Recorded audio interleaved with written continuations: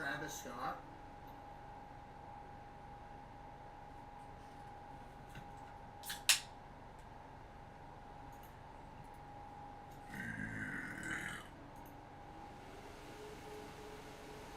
Wait, when did Travis Scott come out?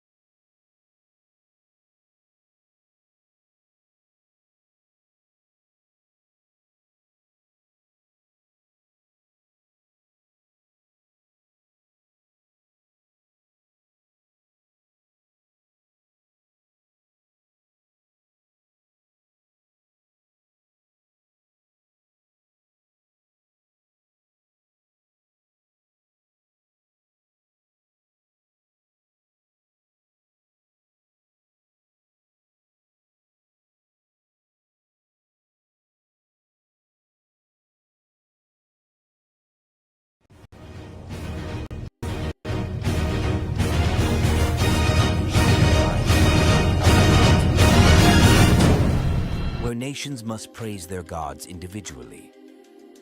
Inguvu, the god of power, Altira, the goddess of reality, Akasha, the goddess of space, Akaili, the goddess of mind, Nafasi, the god of time, Isarin, the god of soul. Each god bestowed their name and universal property to their nation through the blood of their land. Diligent praise to these gods, along with the blood of the land, allows the inhabitants of Gafora to wield the universal property of their god. These inhabitants are called Gyphs. It is forbidden for these nations to fraternize with one another.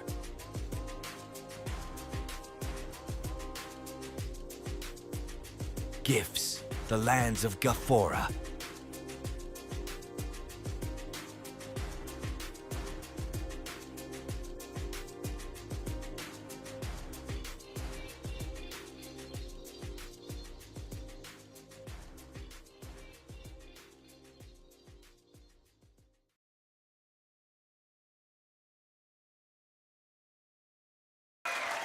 What is up, super fam and Brovengers alike? I am Sensei Finito, aka Vane Sensei, and welcome to Marvel Bros, where we discuss all things Marvel and everything pop culture. And today, if you don't know what we doing, we are talking about Gyphs, the Lands of Gafora. That is my comic, my novel, my book series that I've been working on for a while now. Been putting it out there, here and there. Yeah, man, we're gonna be talking about it. I may do some reading from it. We're just gonna kind of vibe out and see what's going on. It's a good Friday. I hope everyone's having a good day today.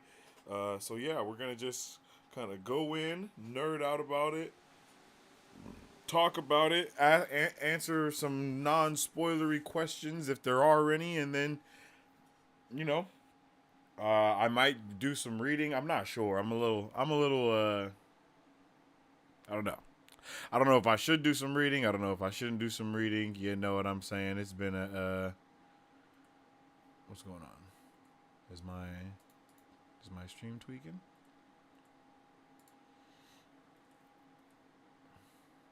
Or maybe it is tweaking.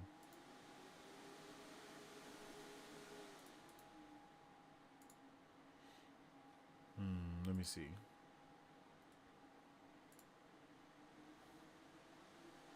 But yeah, yo, we're gonna be talking about my book, Gyphs, the Lands of Gafora. Again, I'm not sure.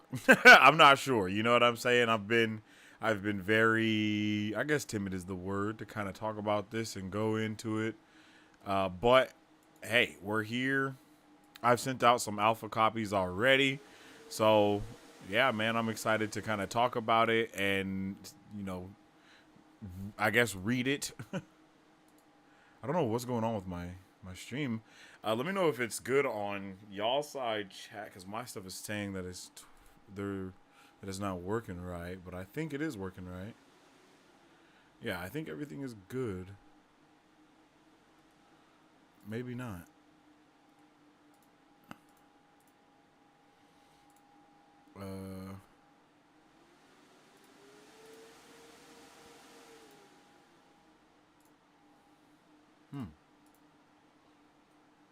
I don't know.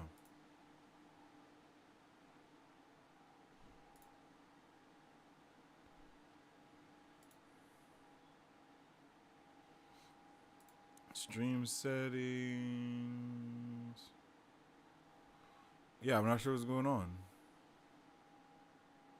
I think all my stuff is good. I think everything is fine. But I'm not 100% sure.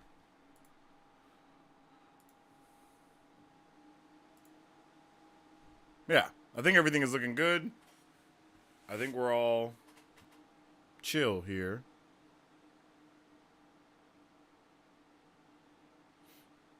Yeah, as far as I know, everything is chilling.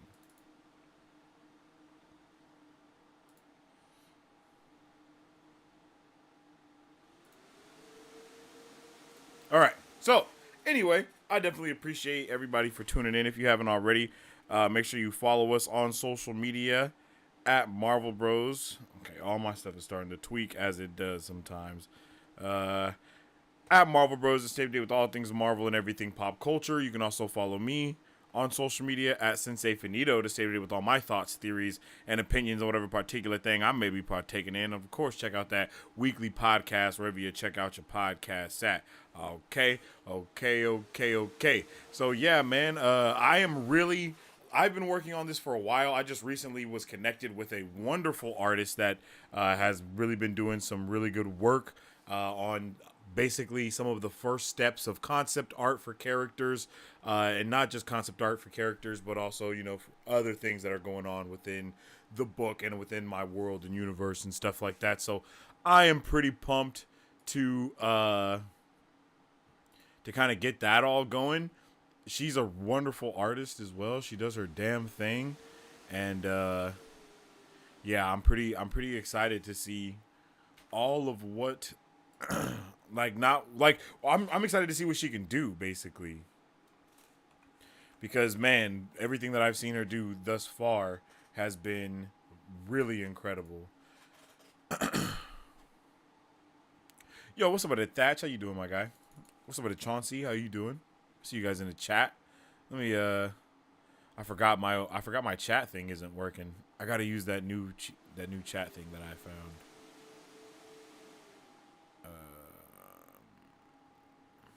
I don't even know. Here we go.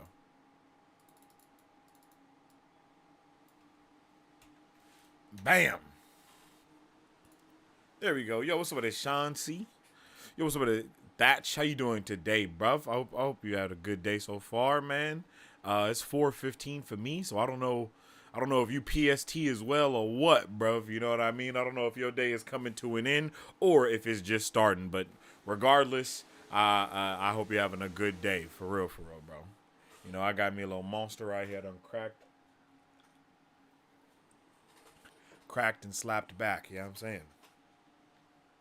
I don't think there's any news. Well, the Lord of the Rings anime trailer dropped. We did a trailer reaction for that.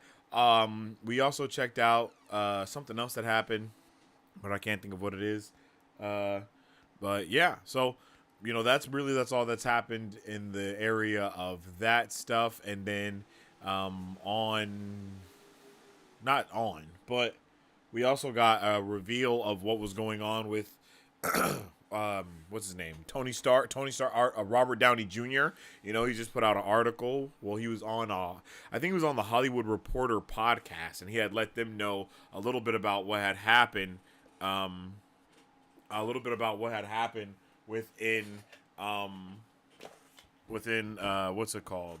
That made them choose him to become Doctor Doom, right? He had a whole little conversation with him, all that good stuff. We got a good breakdown of all that good stuff too. So not too much stuff happening in the later part of the week. I think we did get some confirmation that James Spade is going to be returning for Ultron, and that's a W. So that's just kind of the little tidbits of news that have dropped this week. But nothing really major, as I've already said, nothing too major. So far, so good. Yo, I'm happy to hear that, brother. I am happy to hear that. So, what I want to do today, of course, is basically go through and kind of first I want to kind of show off maybe some of the art and stuff that I've gotten done. And then also having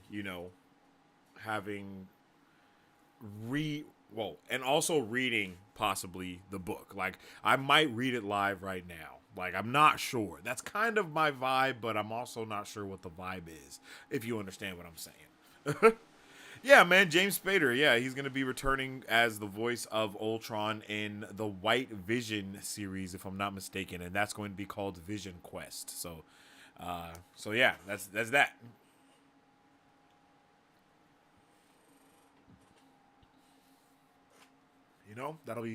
That's going to be a good one. I'm excited for that. Not going to lie. I am very excited for that.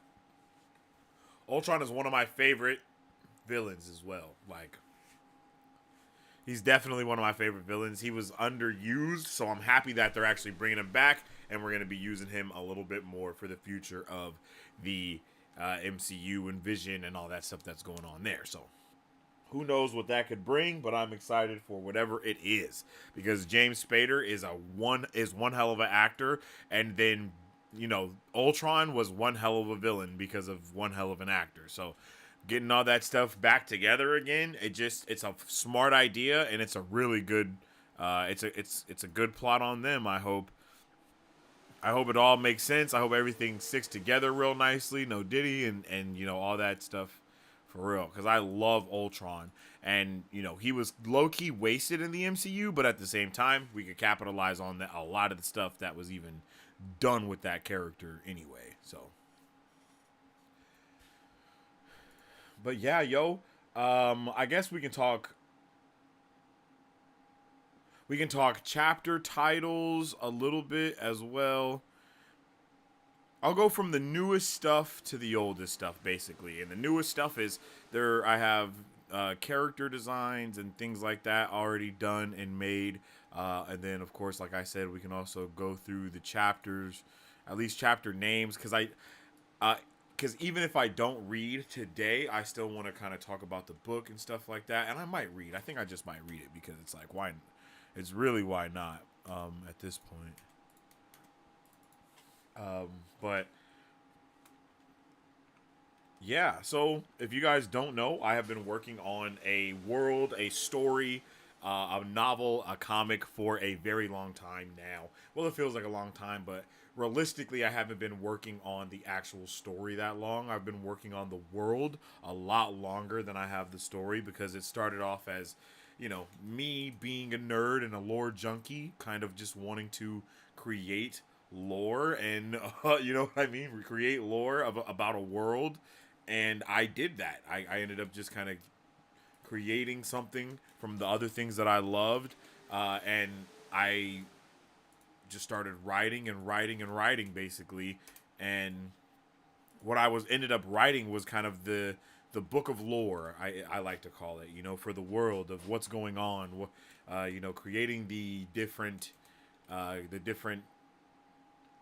is the word? Not just the ethnicity, the cultures, creating the different cultures of the world, taking inspiration from, a whole bunch of other stuff, and just trying to create a story. Really, I was creating a world and then letting that story kind of manifest within the world. I guess that's the best way to say it. Some people, I guess that the best way to call it is I'm a gardener. Is that what it is? A gardener writer? You guys, I am not a writer. That's what I'll preface it all by saying as well. Like, I'm not a writer, but I do like to write, So that's why I am very adamant about like getting alpha readers and having other people read my stuff and all of this stuff, because I want to make sure that whatever I'm doing, I have at least a good foundation of understanding, right? Like, I know how to world build. I know how to do all of that stuff. I know I can do that. It's just the story that is weaved within all the other stuff is what what I'm a little bit more concerned about being able to accomplish on a consistent basis, I guess you can say. But it all starts somewhere. And that's why I kind of want to give those first 5 chapters out in a way to just like let anybody read it and just kind of let anybody kind of be able to get absorbed in the world a little bit that I've created. I do want to do like a Kickstarter type thing for it, in order to do like the comic book more, because of course comic shit is expensive. If you don't know that, I'm gonna let you know right now. It is hella expensive to make a comic. It's kind of ridiculous how expensive it is. Page by page, character by character, all of that shit. It costs monies. It costs a lot of monies. So yeah. It's pretty intense, man. I'm not gonna lie to you. But I really appreciate writing. I like to write. It's fun to write as well. It's fun to world build and just let my nerd brain go ham. You feel me? Let my nerd brain just kind of expand as much as it wants to. So that's why, today I want you guys to kind of look into my nerd brain, see what I have created up until this point, and then let me know how you feel about it, because in all honesty, that's the only way you get better at stuff, is by, you know, is by having other people listen to you or see what you're doing and you know, basically, for lack of better words, critique you on whatever your work is.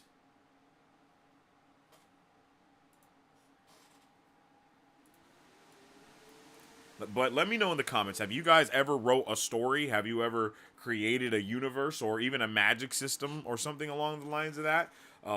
What was your story called if you did? And why didn't you choose to keep creating it if you didn't? You know what I mean? I would just love to know what you, like, maybe you guys were in high school or something, you know?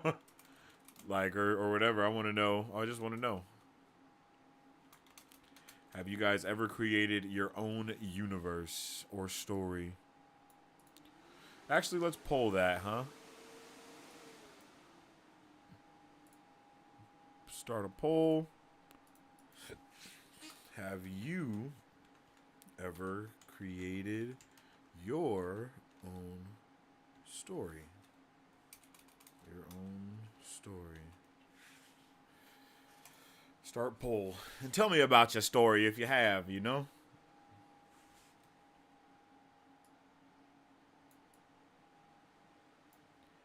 But yeah, ladies and gentlemen, we are going to be checking out my stuff today.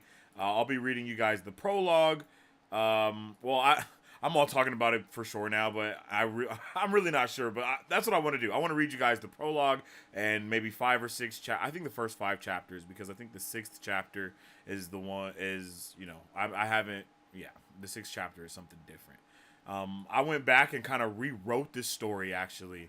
So where I started the story initially is not where the story starts now.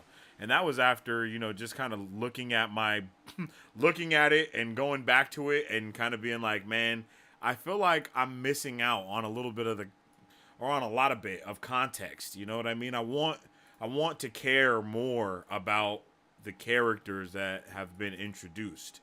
So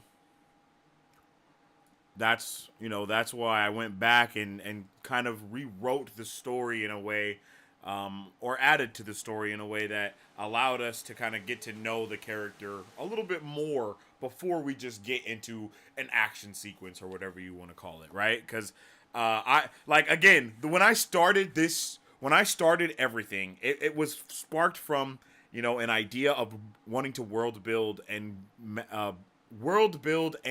magic build, right? I wanted to build a magic system as well as a world.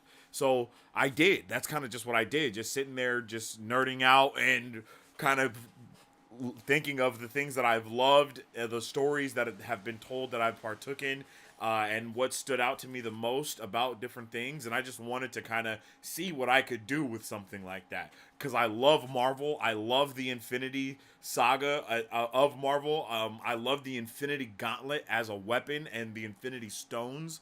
And then I also love Avatar, The Last Airbender. I love Fullmetal Alchemist. Like, I have a lot of there was a lot of stuff as a kid, basically, that paid a lot of inspiration to me, and I tried to pay some not pay inspiration, but pay homage to those things as well with what I was doing. It's like I don't want to cheapen it, but I don't want to do the same exact thing that they're doing either. I want to do something completely different, but weave it together in its own way. So that's how these things come to be.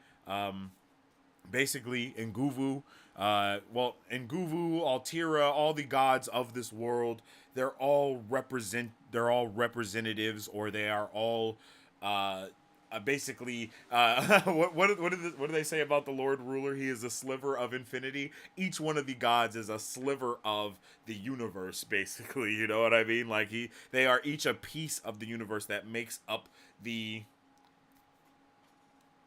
metaphysical makeup of reality, right? And that is, like power, reality, space, time, mind, and soul, right? Those are the 6 things that you can, like, those are one, the six singularities that we get from the Infinity Saga, of course, from the Infinity Stones and all that. But I wanted to take those strands and see, if what could happen if you take these quote unquote universal abilities and give them to somebody that is able to wield them as a universal property, rather than just having the stone and you can do anything with it. It's like, of course, if you have, it's like the reality stone was the first thing that made me have to start putting a cap on the magic system of some kind, because when you have reality anything, you can warp that shit to a certain level, and you don't want stuff like that. So I tried to take the reality aspect and make it a little bit more tangible to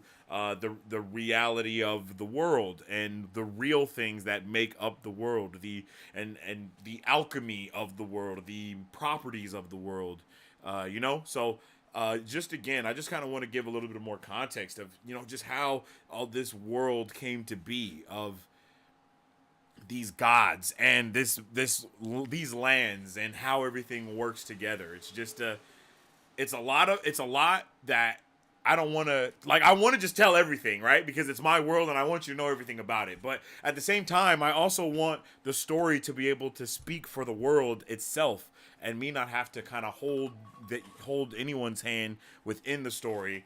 But I will, because I love it. I love it because I made it. Why wouldn't I think that's an inherent thing. When you make something, you want to be able to love that thing as well. But when you do, you kind of put those rose-colored glasses on, and everything looks all hunky-dory and shiny and dandy, right? And that's not necessarily the truth. It's just and that's why I want other people to look at it so they can give me their subjective opinion and let me know what objectively is incorrect as well. And all of these things, and I can take in all that knowledge, and get that going. But what to give you guys the blurb, I guess, of the book, just let me see. What is the blurb? Where is it at? I have it right here somewhere. I thought I had it up already. That's my fault. Oh, it's on this one.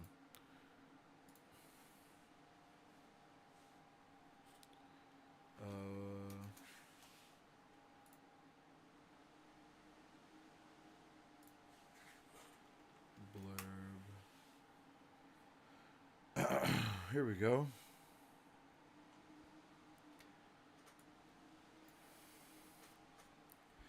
All right, this is the blurb.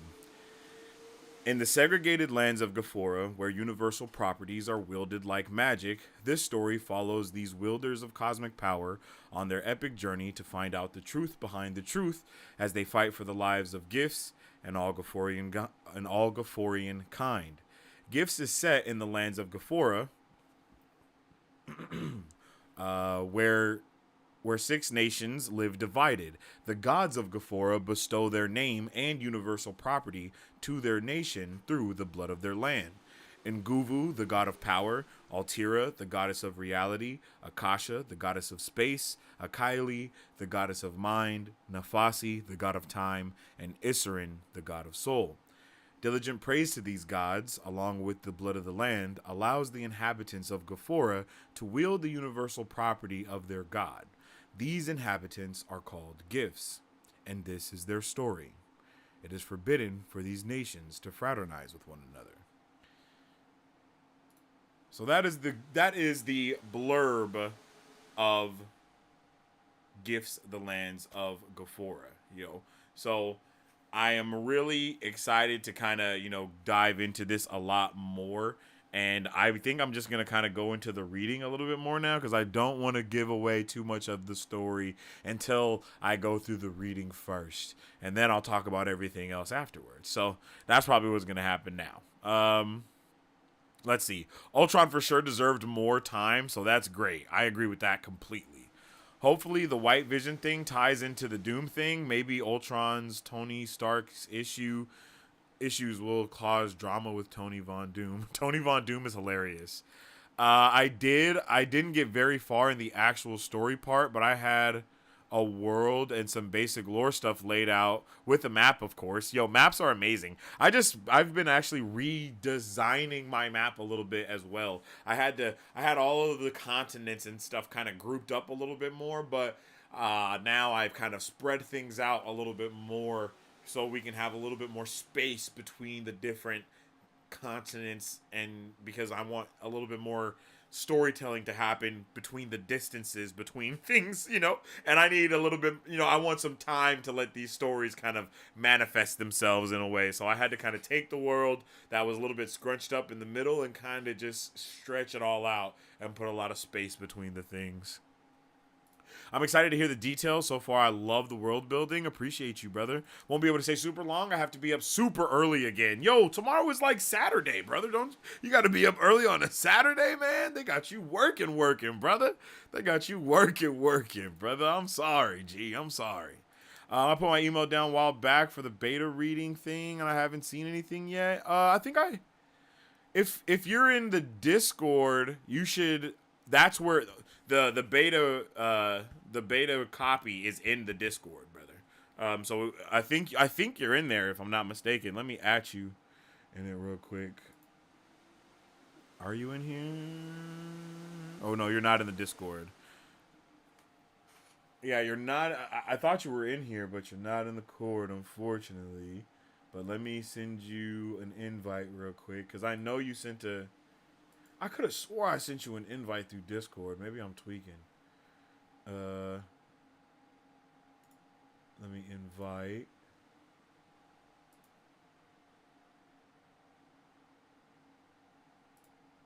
Copy. Let me paste that. There's that link to the Discord, and then I think you messaged me. Yeah, Thatch. Yeah, and we're friends and everything. Yeah, I sent it to you. I just messaged you in our DMs.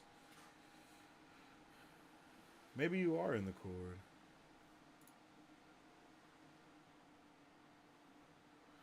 You might have to take it off of your phone and download it again, because I know Discord do be tweaking, brother.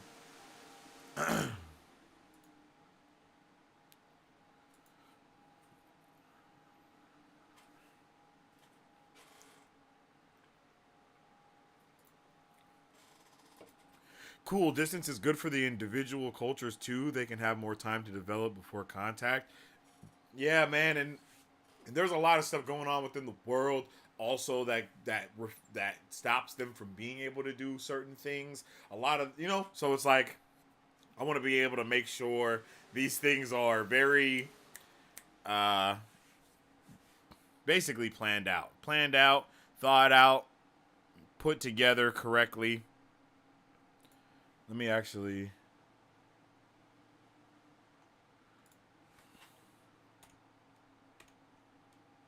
Let me pull this up real quick. Matter of fact.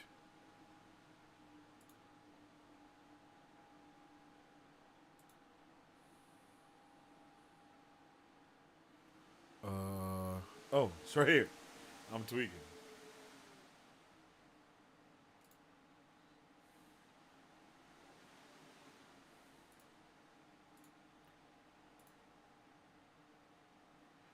And that's the next thing. Like, see, and I'm the type of person that's very meticulous. So it's like if I make a map, I'm gonna make a very bare bones map, and then I'm going to go and find a cartographer to take my map and make it even more of a map than it really is. You know what I'm saying? Like, that's the type of stuff that I do, bro. You know what I mean?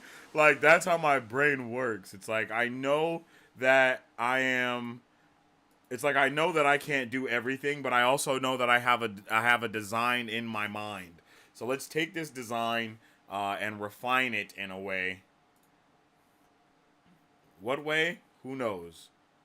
But make that shit happen.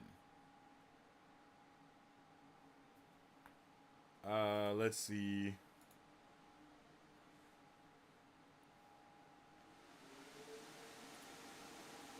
Birds of a feather. Bam, there it is. Okay.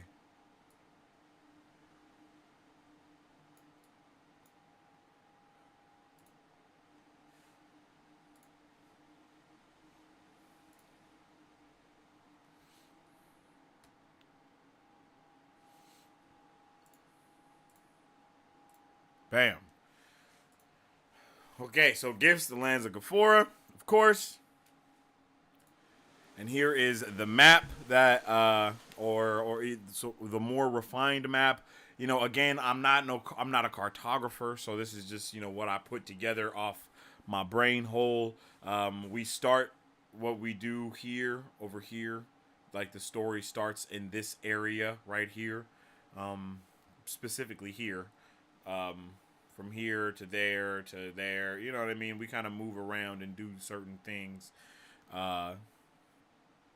So yeah, I'm hyped. I'm hyped to get into this and just kind of explore the world a little bit more, because each one of the nations are so completely and utterly different from each other in the world. And we don't start off, obviously, we don't start off the story on a world view necessarily. It's more zoomed in. It's more zoomed in, and then we slowly expand to these other things that are going on, and then it starts, weaving together things a lot more. I know how the alpha. Let's go, brother. Let's go. I'm excited. Let me give you perms in the cord as well. Bam. All right, gave you those perms.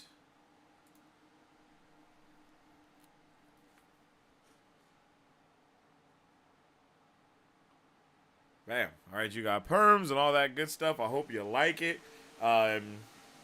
There's like a alpha reader form in there if you want that you can use as well to kind of take notes as you go on. I think it's in the AR forms. The review form for chapters 1 through 5, and then you'll be able to kind of I think you can like rate each one and stuff like that as you go along to kind of let it be known what it is that you did like, you didn't like, and so on and so forth. Yeah, you can say it's all. Yeah. So you don't have to fill out any of the stuff. You don't even have to take notes or give me any tips or nothing. You don't have to do any of this stuff. If you just want to read it and to read it, that's fine. I just let me know that you have read it when you did. Because I just need a little. I just want to know that you read it. If you didn't like it, that's fine. You ain't even got to tell me if you did or didn't. Just just a little something. But yeah, so here's my world map. Let's go back. Yeah, here's the world map of Gafora. This is Gafora, and this is the world map. This is not like a continent map. This is not a state map. No, this is the entire.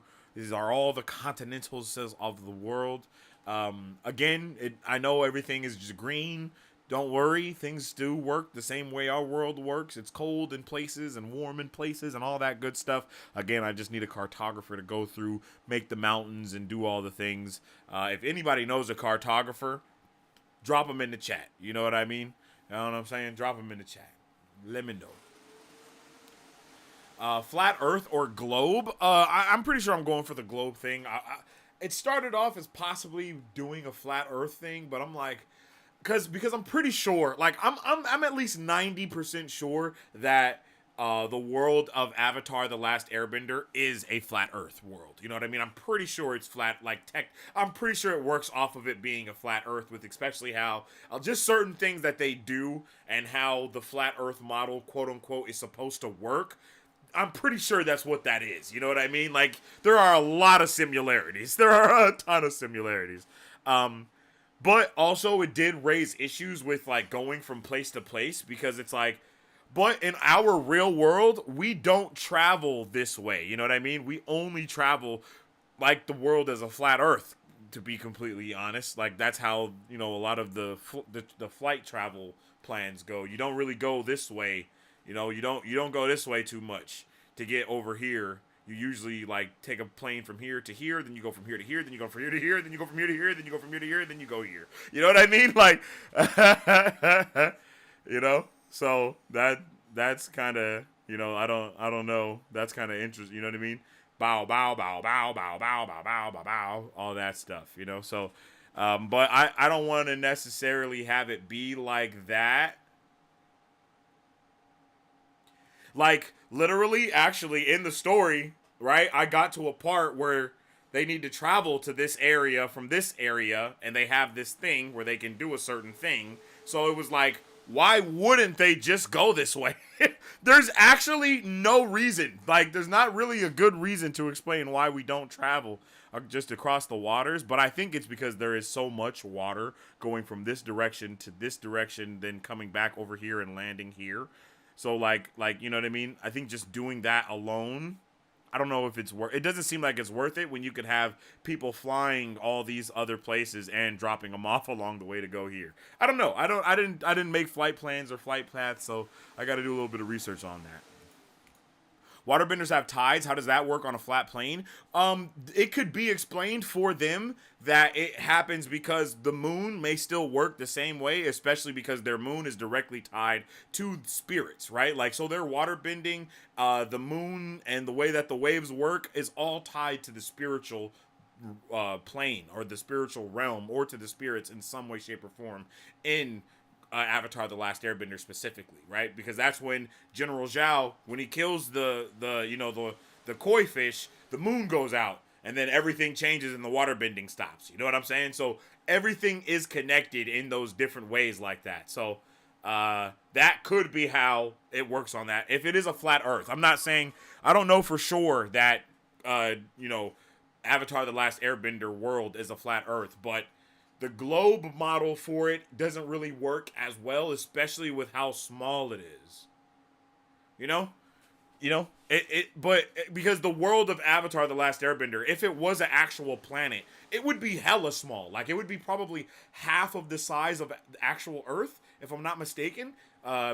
Just because of how long it takes them to get to certain places on Appa, determining how fast Appa can go. You know what I mean? Like, all of that stuff. Their world is nowhere near the size of Earth, actually. So, it's a lot. Exactly, the moon has a side effect, but times 30. And then it's also connected to, it's just connected to so much stuff that there's so many ways for the moon and the tides and all those things to work that could be explained through spiritual terms instead of actual science, because they do have science in that world as well. I'm not even gonna go into that, but I like it. Yeah, for real, we don't need to know, we just try to close the loopholes. That's a fact. That is a fact. We definitely try to close loopholes. But yeah, this is the world of Gafora, and our story starts here in the lands of Nguvu, with 3 siblings, and that is basically that is the gist of the information that I'll probably give you at this point in time about that, and then I'll do some of the reading, and then we can talk more about it afterwards. Here are the chapter names for the book. Murnavis First Passage is I guess it's not technically a prologue. I guess it's technically an epigraph. It's a prologue epigraph, to be completely honest. Like, it's kind of both of those things, and I don't know if, you know what I mean? I don't know how that works. I don't know how that works. But yeah, Murnavis First Passage is basically the first passage from their Bible. Okay, they do have a Bible in this world, and it is the first chapter of their Bible. I don't know if I'm gonna put a passage of it in each at the beginning of every chapter. I just know that I started the book with it, and it also gives a little bit of context to the world, I believe, in my opinion. Chapter 1, A Seed is Sown. This is where we're first introduced to basically some of our titular characters. And then A Journey is Missed is when A Journey is Missed. And then we have Upon the Ridge for chapter 3. Chapter 4 is Upon the Vigilance. Chapter 5 is Tunneling Through... No. Chapter... Wait. 1, 2, 3, 4, 5, 6. Oh, I got 6 chapters here. So, chapter 5 is Tunneling Through Secrets, and then chapter 6 is from the womb to the waters. from the womb to the waters. So these are the chapter names, well, the epigraph, prologue, and then chapter names. I don't know if it's possible to have an epigraph and a prologue be the same thing. I think it has to be one or the other. But the way that my prologue is written, it is in the form of the epigraph. So I don't know if that's confusing. I don't know. But in my head, I've been calling it the prologue this entire time. But I just remembered when we were talking yesterday or Wednesday, doing book club, that an epigraph is actually from a text within the universe, and the shit that we read is from the universe, you know. So yeah. So yeah, that oh, whoops. 6 nations divided. How the gods envisioned the land. My bad.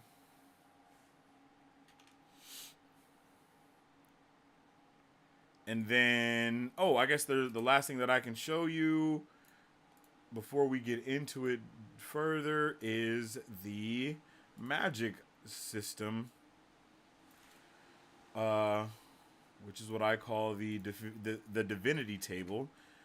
You won't really understand anything that's going on here, but you know, just so you can kind of get a view and a look at what it is.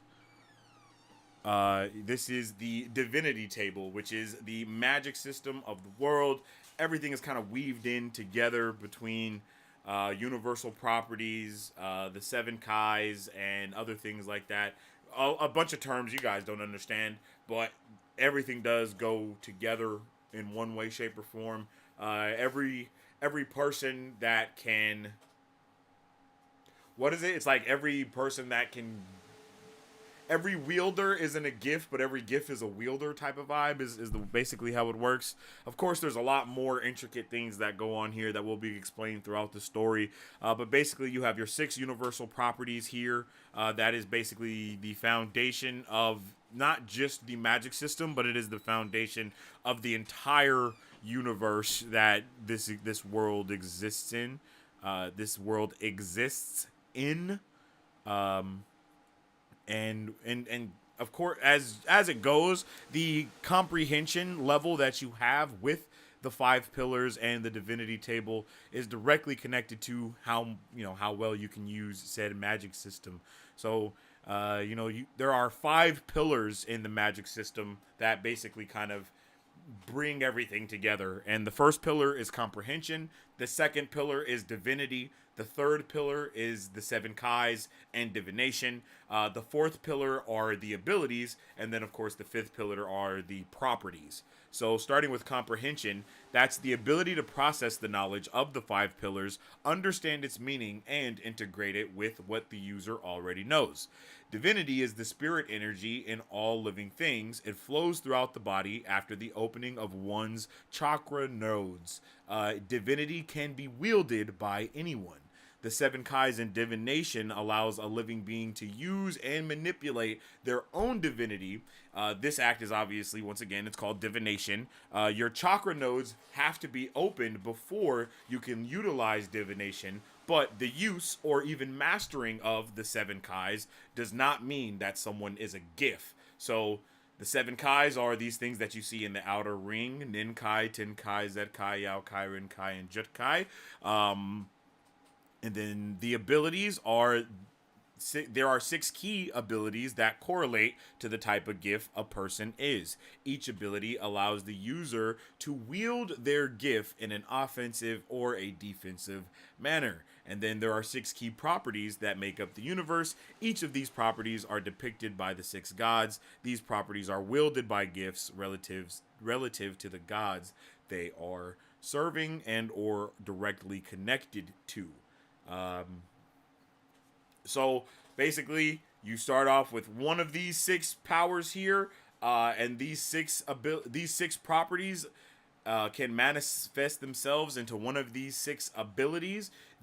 One of these 6 abilities are not directly correlated to what property you have, and neither is the Kai that you have. Each of these Kais is also connected to a chakra node that you have. So whichever chakra node the person unlocks first, or unlocks the fat or whatever that they're most in tune with, is the Kai that they are most in tune with as well.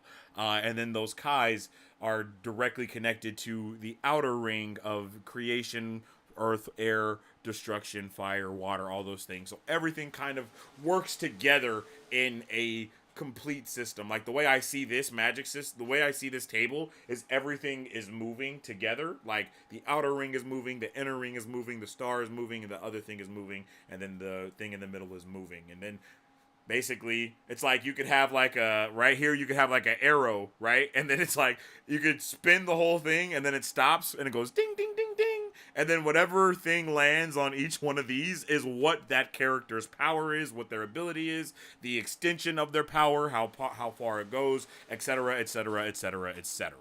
So, and then everything is obviously also tied to the universe, and then it goes a little bit deeper and deeper and deeper and deeper. So that's the magic system portion of everything.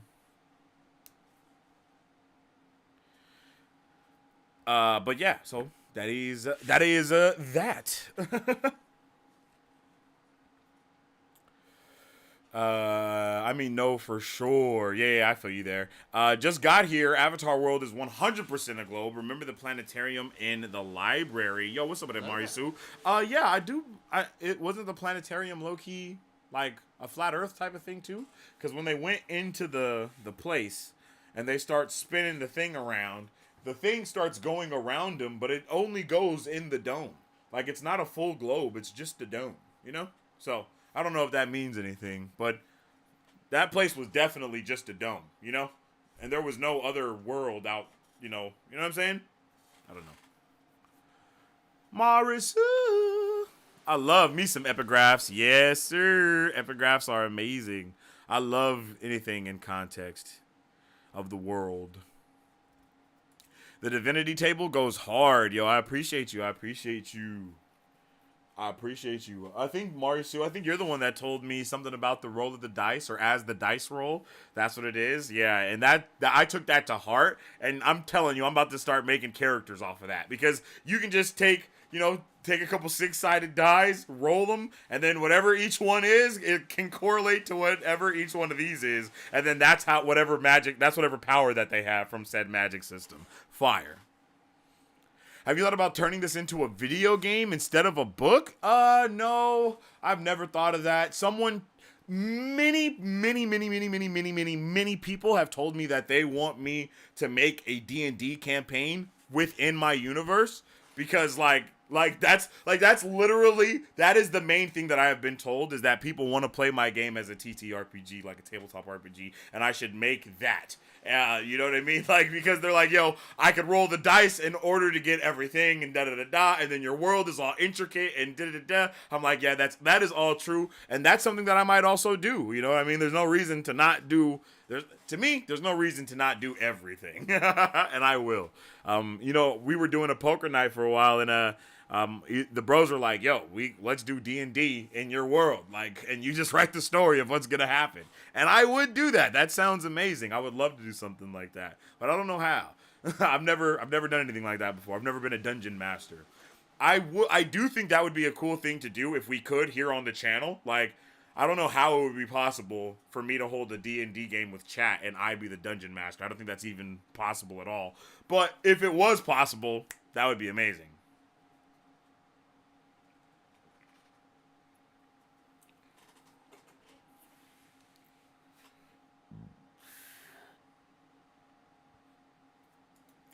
Yeah, but the Avatar has lunar eclipses and Earth's shadow on the moon is spherical. Yeah, that's a good point. You got a good point. Their whole world has to be shaped differently, though, for sure, because the planet Avatar is small. Like, it's a small planet, for sure.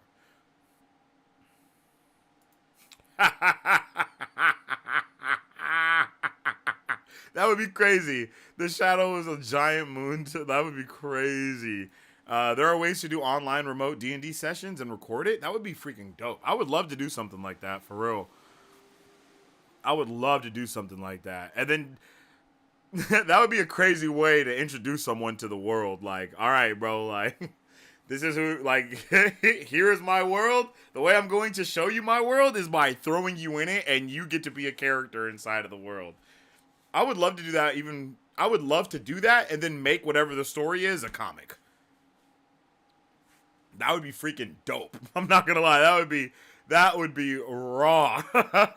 To like do a full playthrough and then make whatever that is a canon story within my world. That would be freaking sick. I wish I knew how to do all of that. I'll have to look it up and figure it out. I got a couple boys that do D&D online and stuff like that. I'll have to figure out if there's a way to.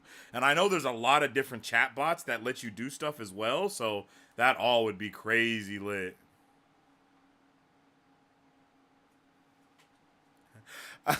I'm totally going to have to get nerdy about your magic system and then exploit it as thoroughly as I can. I think that's the best way to figure out the magic system, right? I think that's the best way to figure it out is like throw people in your world and then just have them try to break the system as much as possible. So you have to kind of write around all of that stuff. I do it to myself already. I'm like, okay, how would they be able to do this with that? It's funny that you should say that. You should read the Magician books by Raymond Feist. Feast? No, is that how you spell Feast? No, Feast is with the A. All of those books are his campaigns with his buddies written down. Bro, that's so lit. That is so lit. Like, that is so lit. Bro, that's so freaking awesome. Now I gotta learn how to make a tabletop RPG. Thanks, Mari Sue. Thanks, Mari Sue. No, I'm just playing. All right. But yeah, yo. So that's. I have given you guys the map. I've told you, the blurb of what the story is about. I've showed you the magic system. A very brief form of the magic system. You really haven't seen it in work yet, so that's why I don't feel like I've spoiled anything with just being able to see how the magic system works, because it just lets your mind be like, oh, what does that mean? What's actually really possible? What can actually happen here? And a lot can happen here, okay? So a lot can happen. So I think the next thing just to do is just kind of get into the actual story. I think I'll just kind of read it myself. I was definitely teetering back and forth from having the AI bot read it or just having me read it. But, when watching Brando Sando, it was him, man. He was sitting there reading his stuff for hours. He read like 5 of his own books, the first chapters of his own books for hours. And it's like, yo, do I think I'm better than Brandon Sanderson? No, I don't. So why would I have this stupid bot read it when I could just read it instead? So that's what I'm going to do. If you guys have a copy of the book, then that's awesome. If you guys have read the book, that is also awesome. I would love to know how you feel about it if you have read it, because I know I've sent it to a couple people that'll probably watch this on the replay or whatever. But before we get into any of the things that we're about to get into, the first thing that I'm going to do is go to the bathroom. And while I do that, go and grab your snacks and you go to the bathroom too. And don't forget to grab your popcorn.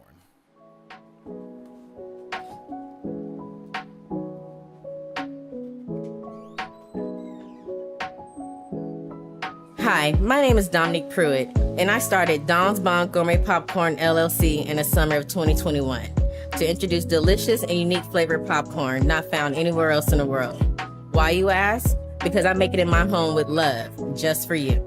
We offer over 10 flavors and are continuously creating new flavors that can be customized to any color or taste for your next event, party, or fundraiser. So go find yourself to our website and find a bombastic flavor of popcorn at donsbombgourmetpopcorn.com, or you can also follow us on Instagram or Facebook at Don's Bomb Gourmet Popcorn.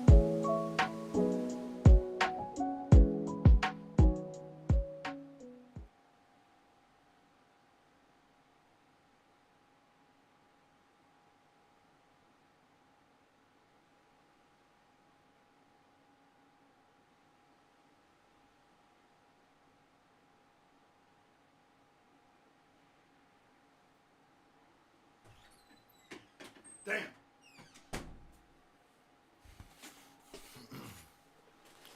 All right.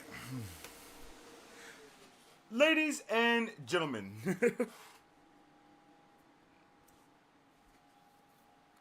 I definitely appreciate each and every one of y'all. If you haven't already, make sure you drop a like on the video because it definitely helps out with all the things that we are doing around these parts. Yes, it does. Yes, it does. Yes, it does indeed. Oh. Oh, God. There we go.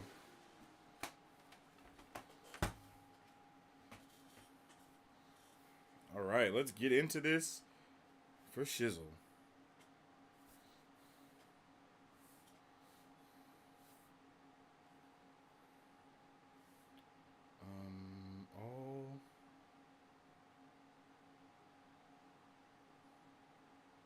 Got a shit ton of comics on here.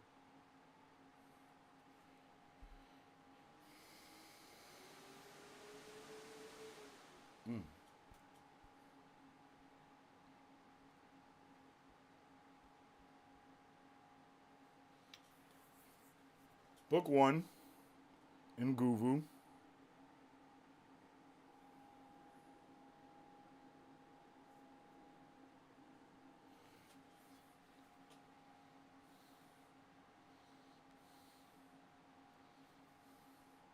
Oh, I missed some stuff.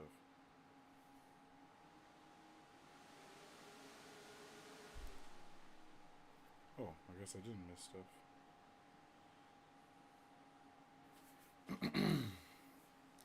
All right, let's get it, ladies and gentlemen. I'm going to try to read as smoothly as I possibly can, okay? All right. After Murnivis created the beginning, Balance created the end. They manifested Mother Nature, but also Father Anomaly. The mother they bestowed Gafora, and the father was deemed Talcum. She was tethered to the land, and he was unleashed to the skies. He longed for the land, while she yearned for him. They implored difference. Murnivis gave them change, Balance gave them endurance, and then came man. But Talcum grew tired of the skies, while Gafora grew tired of being alone. She is mother, and he is father, so they gave birth to the embodiment of 6 universal properties, the god-children. Nguvu, the god of power, Altira, the goddess of reality, Issarin, the god of soul, Akasha, the goddess of space, Nafasi, the god of time, and Akili, the goddess of mind. Born from the entanglement between anomaly and nature, the gods entwined their blood to the land, and their parents let them. They grew tired, and the godchildren worried of their parents. For Talcum grew jealous. He wanted to wield the universe, but instead, Balance awarded him children. Gafora grew weary of watching Talcum run from darkness. She guided him to knowledge. Knowledge led to light, and with light came death. For Talcum longed to wield the universe, so he attempted severance on the godchildren, striving to appropriate their divinity, and with severance came the Great Cataclysm. The Great Cataclysm occurred at the point of severance, with the breach following the cataclysm. As the glare shined through the breach, these malicious creatures of light brought death. Murnivis created man, but Balance created Gyphs. Enraged with Talcum's desire for divinity, Gafora implored execution. So when Balance gave him exile, Murnivis sent him beyond the breach, beyond the light. But with light came death. Balance implemented severance after being provoked, and Murnivis calmly rebutted with segregation. The godchildren wept. Mother Nature wept. The land split. The light glared. Man persevered, and Gyphs emerged. End of passage. So that is the epigraph / prologue of the book.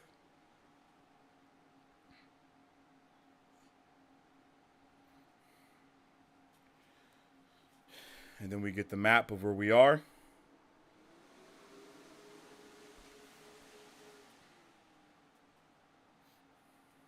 Chapter 1. A seed is sown. The darkness of night blankets the skies of Nguvu, as three siblings in arms and in life move shrouded in the shadows. The moon shone down as they ascended the lowest end of a mountainous range emerging from the island ground in a rocky crescent. As the moon continued to rise, its light reflected off the mountains, illuminating the sky in multi-hues of deep lavenders and bright violets. Omero, the oldest of the three, reached the top of the hill first and looked up to gaze at the night sky. "Can you believe how radiant the night skies are here?" he says, while leaning side to side, stretching towards the lights as if to wield them. He grips the cuffs of his sleeves first. he grips the cuffs of his sleeves, first his shirt, then jacket. His tall and stocky-like frame made his clothes fit loosely on him. His white hair, weaved in pristine locks, hung shoulder length. Despite the hike, it seemed like Omero didn't drop a bead of sweat. OBL sighs, stepping up next to his brother. Although Omero towers over most, OBL wasn't one of them. He had less than stocky build and was barely shorter than his brother, but still shorter, Omero would remind him. Using the clouds for cover was a good idea, mind you, but imagine the view from the deck up there, just below hovering altitude. He also wore a red, long coat, so dark it was almost black. His hair also white, but instead of woven locks, his hair was like that of wool. He reset his coat on his shoulders before resting his elbow on Omero's left shoulder, gazing up into the sky, searching for the metal behemoth while still admiring the Nguvian auras. "I'm just happy to see the night sky," Kaza says as she reaches the top of the mountain and joins her brother's admirations for the foreign sky. "Ever since they tapped the lava pits, our skies have been hidden behind ash." You could tell the three were siblings, all with white hair, tall, wearing a heavy backpack, and their clothes similar, but she wore a long tailcoat instead. She straightened her back with her last step up the hill and fastened the button at her waist before leaning her head on Omero's right shoulder. And for a moment, the three were not on a mission. They were just inhabitants of the present. But we are on a mission, Omero thought. That's why they were even allowed to see this beautiful night sky in the first place. Under normal circumstances, it wouldn't matter how high of a rank he was. No one but monarchy were allowed to infiltrate the Gnostic lands. Omero takes a deep breath. "I wish this moment could last forever, guys. You know I do. But just a few more minutes," OBL coats him off. "We have until high moon to get there." "High moon tomorrow," Kaza emphasizes. "We have until high moon tomorrow to get to the compound, and it's already a 12-hour trip using a highly untested prototype." Kaza takes off her backpack, unzips it, and pulls out a helmet. "We're going to want to be halfway over the resin waters by high noon." She continues to unpack the gear from her pack. "We have a precise window that we need to be aware of, and we'll need to go over mission details so we can be prepared for the journey ahead of us." Kaza rambled on for a few minutes, and then she finally looked up she finally looked up from her pack to see that her brothers had left her to talk to herself, something they did when she would get hyper-focused on the minute details of whatever mission, lesson, or game they partook. About 15 paces away, the brothers continued to stare at the night skies. Omero had laid in a grassy patch with his elbows propping him up on his side. A nearby tree glistening with bright purple fruit caught their eye. OBL walks towards the tree, its bark dark as coal, and the bright fruit hung from thick branches that stretched out in all directions. The branches went from coal black to ash gray the further they were from the trunk, and magenta leaves danced in the thinning wind. OBL reached for the purple fruit glowing on the end of a branch.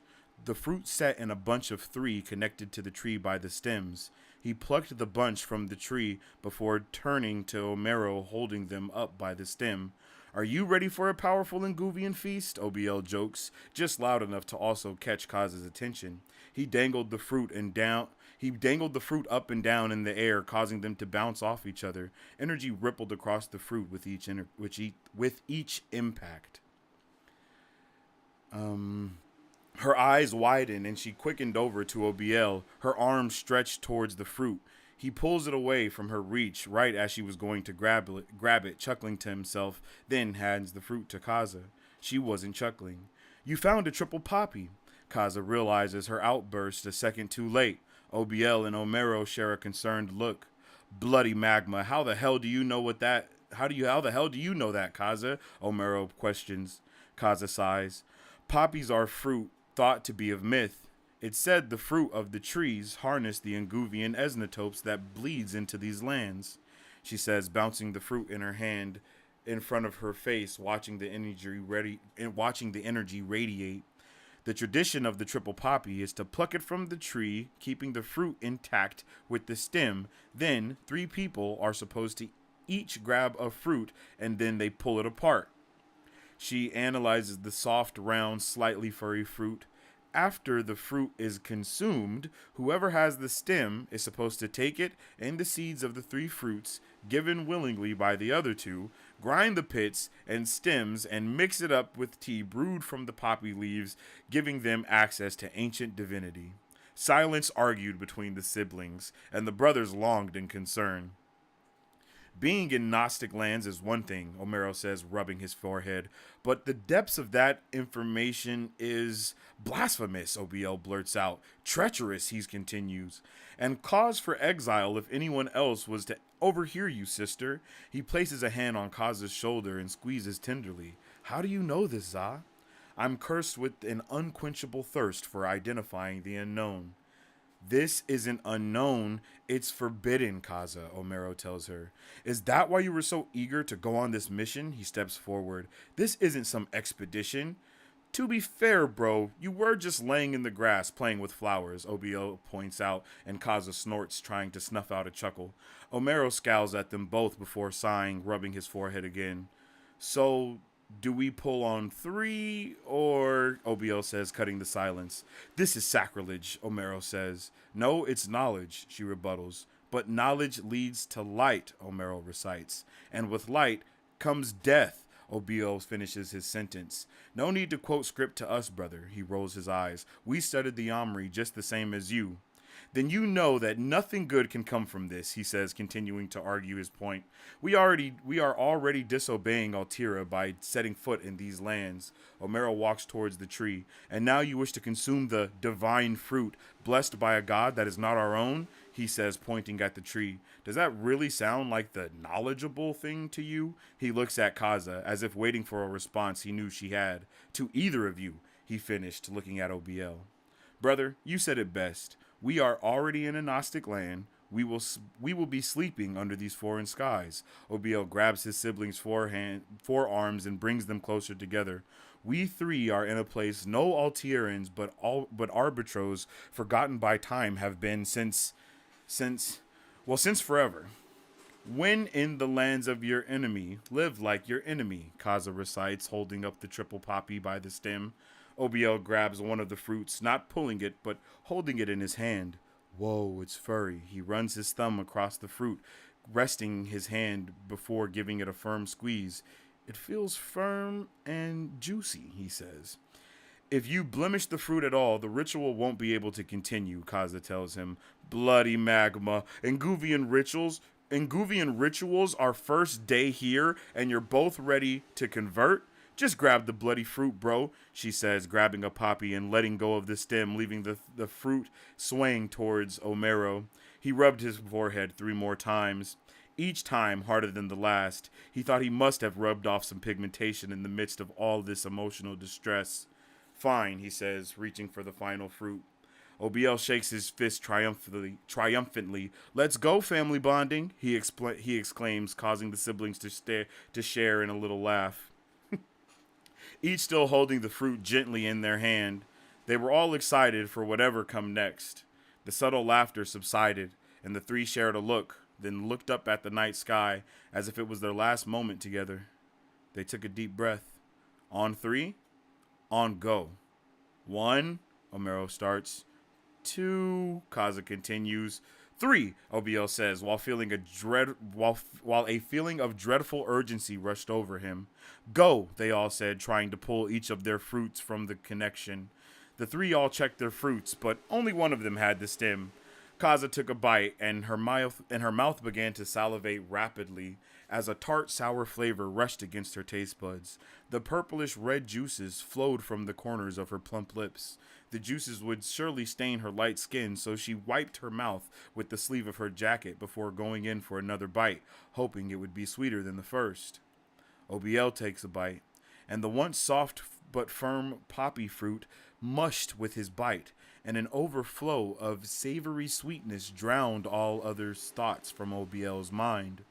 But the more he chewed, the fruit began to get tougher and rubbery. The sweetness turned bitter, and OBL's face contorted with the blind side of contrasting flavors. Omero removes the stem from his fruit before taking a big bite of the poppy. It was magnificent, each bite better than the last. He had never had a fruit that got better with each bite before, and the fact that he probably never would again caused him to take his time to enjoy the fruit. Bite after bite, the experience was almost transcendent. Before he knew it, the fruit was gone. Nothing was left in his hand but the triple poppy stem. Mine didn't have a seed, he said. You ate the seed? No, you buffoon. There was no seed in the fruit at all. Kaza looked down. Here it is, brother. You must have dropped it while you were making love to that poppy. Man, I wish mine tasted as good as yours did, OBL says. Me too, Kaza said, looking at the pit in her hand. Mine was too ripe, probably wasn't ready. Mine was good for the first few bites, but then it kind of just turned to mush, OBL replied.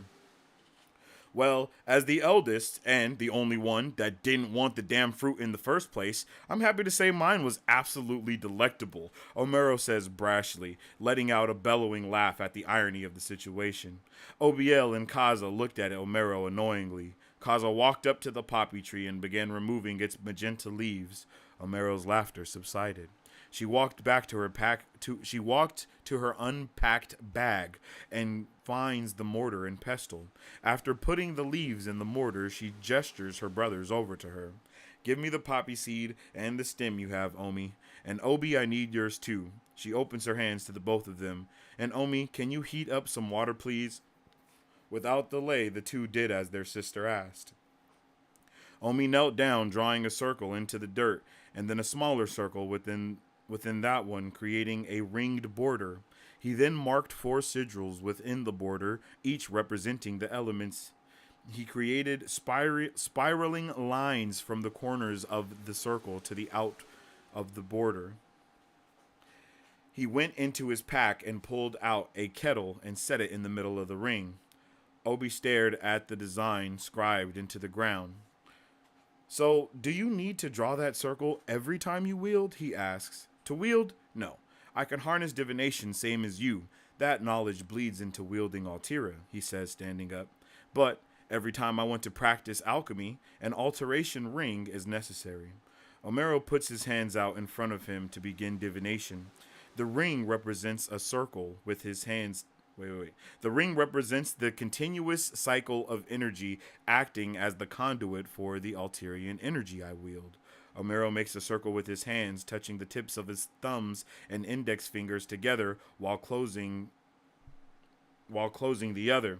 The hole in the ring symbolizes the gateway to my divinity, allowing the wielded energy to be manipulated into alchemy.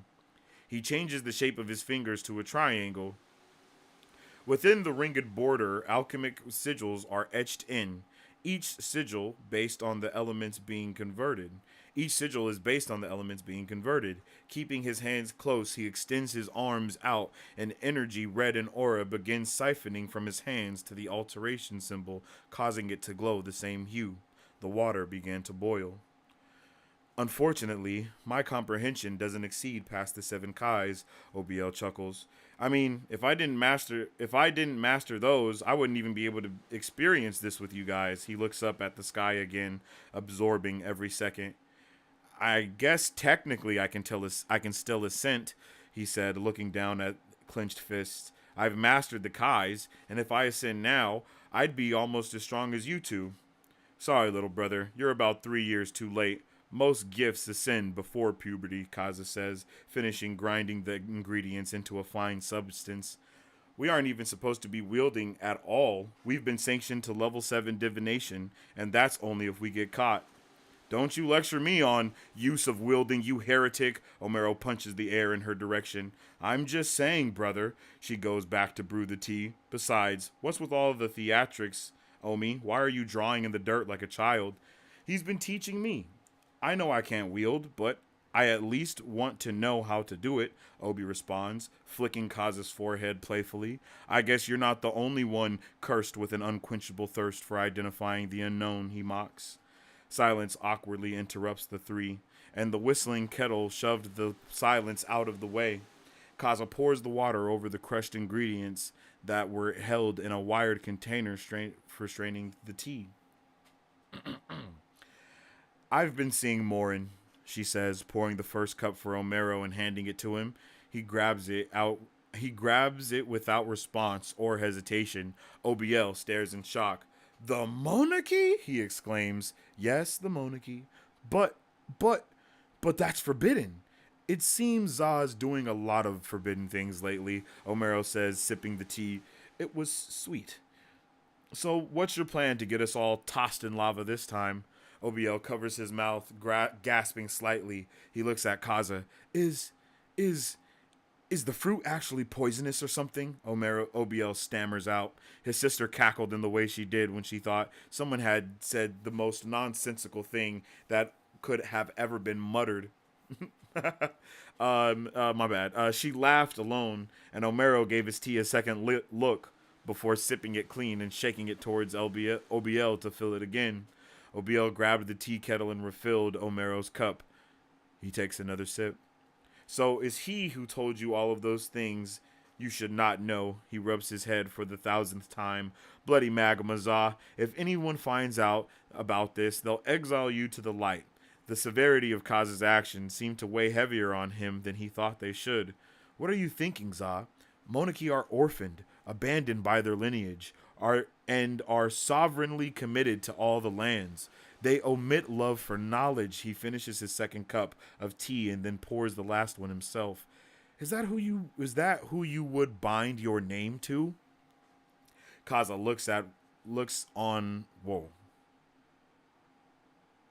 She looks at one brother and then the other. I love you guys too. There's nothing to worry about. No one knows but you. And if you guys didn't figure out, I doubt anyone else will. Omero sips his tea. Does he know any hot monarchy chicks? OBL says with a finger raised, with a fingered hand raised as if he was asking for his turn to speak. Omero and Kaza give OBL a blank stare. Kaza appreciated Obi's efforts to lighten the moment. As Omero finished his last cup of tea, he tilted his head back to try and get every last drop. As he leaned back gently, but his body didn't stop leaning backwards until he hit the ground with a harsh thud. Omero's eyes opened to what looked like the middle of the sea. Water stretched out far past the horizon in every direction. He looked down and saw he was standing on the water, and he was looking down at himself. He looked around again and saw the waters were so calm that the sky reflected off of them, to the point where Omero wasn't sure if he was floating or flying. It couldn't have been either, because he knows those feelings, and although they were similar, they were nothing like the feeling he had now. What sounded like hundreds of lightning strikes occurring at the same time caused the clouds to split. Omero looked up to see he was in the eye of the storm. The sky turned to ash and electricity buzzed as a line of light appeared in front of him. It shined like the sun, and Omero attempted to shield his eyes from it. Suddenly the waters began to recede from his feet, and the light began to tear through the very fabric of reality. Omero watched in disbelief as the sliver of light burned with a radiance of energy he had never seen before. But I felt it before, he thinks to himself. Just then, the burning sliver of light draped open in the middle, and the light shone even brighter. Omero turned away from the light to shield his eyes, but as he turned, he saw a massive wave coming toward him. He looked down and saw the waters were gone. There was nowhere to go but through the veil of light. The waters rushed towards Omero and he ran with all of his might towards the veil. The waters grabbed at his ankles, and he could feel the wave trying to catch him. He ran faster towards the light, and the veil began to seal. Faster, he thinks to himself. Faster, I'm almost there. As the veil closes, the light fades, and it seems Omero is just barely out of reach. With all his strength, he took a leap of faith. The air catches him, and he hovers in place. He held his eyes shut so tight as if he would lose his sight if he opened them.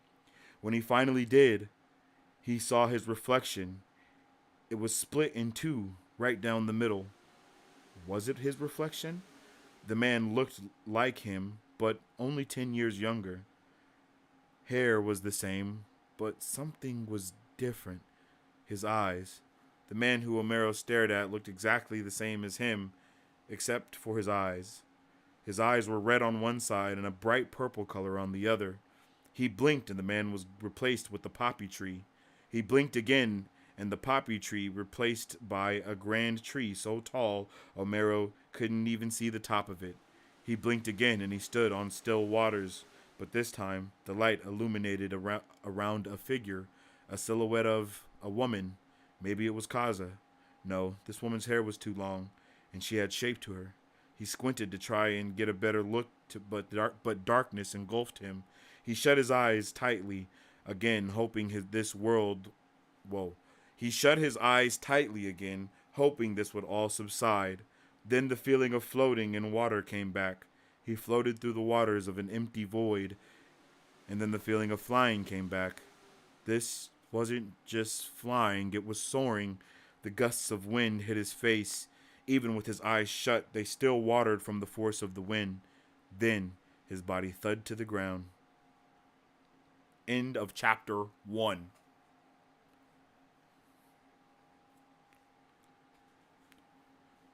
Chapter 2.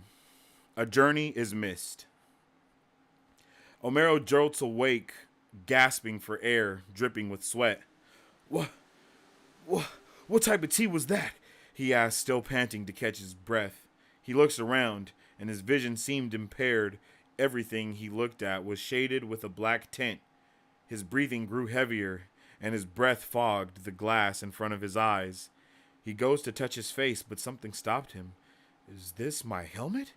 He looks around for his pack, but then feels the weight on his shoulders. The rappel gear hummed, and the noise faded as it cooled down. Did we just fly? He asked, clasping for the sides of the helmet. Are you making fun of me? OBL asks, eyes widened with belief, holding his helmet in his hand. No, Obi, I'm sorry. I just had a crazy dream. He released the latch of his helmet and reluctantly closed his eyes to remove the helmet. Please be awake, he murmured to himself as the helmet passed his nose. The fresh air Omero sought filled his lungs and relief took over. He opened his eyes and bright white light stung his sensitive eyes as if he'd been staring at darkness for hours. Not the light, he shouted before his eyes adjusted. It was just daylight. At least it was this time. Kaza gave an empty stare. Omi, are you all right? She took her helmet off, revealing her shoulder-length locks, tightly woven like his. This rappel gear is only a prototype, she said, taking her pack off and kneels down next to Omero. Normally, ERTs don't have this stuff on for more than 4 hours, so 12 hours straight probably has you lightheaded. 12 hours? His mind was foggy. Did the tea do something to him? Maybe it was poisonous. He rubbed his head. When we were up there, you seemed fine. You definitely had a bumpy landing, but nothing that should have you incoherent. She looked at Omero and placed her hand on his shoulders. Look at me, Omi. What's the last thing you remember? Omero looks into her eyes and flashes of his dream crowded his mind. The man with 2 different colored eyes, the wave, the light. His ears rang with a low tone and his mind started to clear. Drinking that blasphemous tea, then waking up, he says. As you would say, bro, bloody magma. So you don't remember that whole trip? OBL laughs with a hint of nervousness. The Russian waters? Sunbreak? You don't remember anything? The last thing I remember outside of drinking that tea is Kaza telling us about her treasonous relationship with the Monaki. He stared to remember more from the night. I can't believe I drank that damn tea. You earned it, brother, Kaza says, ignoring his hateful speech. But Morin never said anything about a 12-hour hallucinogenic trip where your body basically goes on subconsciously. She snorts and looks through her pack. She stops, search and stares off into the distance. Or did he mention that part? She squints. Very funny, Za, Omero says, finally regaining the strength in his legs. He didn't even realize until now that he hadn't been sitting on the ground by choice. While I'd love to throw on my evaluator cap and explore the mystery of Omero, OBL says, making grand gestures with his hands. We have to reestablish radio contact in 6 hours, and we're about 5.5 from the point. So we need to walk and talk. He pauses as if he got a bright idea. Or should I say, hike and talk. Kaza snorts a chuckle. Even the driest joke could find moisture with Kaza. Omero finally stood up slowly, putting weight on each foot, then each leg before standing fully erect. The backpack on his shoulder began to get lighter too. Well, there's no evaluator here, but clearly we are in the presence of a joister. Sing us a song, joister. Omero removed his pack and put his helmet inside. He removed a syringe from a case in the pack. Kaza was already putting her empty needle back in its case, and OBL had just finished plunging the liquid into his arm, and Omero followed suit. Even though Omero was sure he was asleep for the last 12 hours, his body didn't feel like it. 46 hours down and 13 more to go before we're back on the Spectre, heading home with stories for the ages, OBL says, smiling with closed eyes as the sun warms his skin. The siblings put all of their gear back in the packs and started their journey. We don't want stories, Joister, Omero shouted playfully. We want music. OBL cleared his throat. He wasn't one to turn away an audience. He began to sing. Have you heard of the siblings 3? They traveled from... Whoa. Have you heard of the siblings 3 who sailed the skies to report what they see? They traveled from ash to clouds, from Altira to Nguvu, OBL the strong, Kaza the wise, and Omero the Yangaru. Can you believe I just made that up right now? Obi says, pleased with himself. Maybe if this Emisaru thing doesn't work out, I could be a joister. He smiles warmly. OBL the buffoon may suit you better, brother, Kaza says, bursting in laughter. I'm as strong as I am amusing, thank you very much, he said, still holding his warm smile.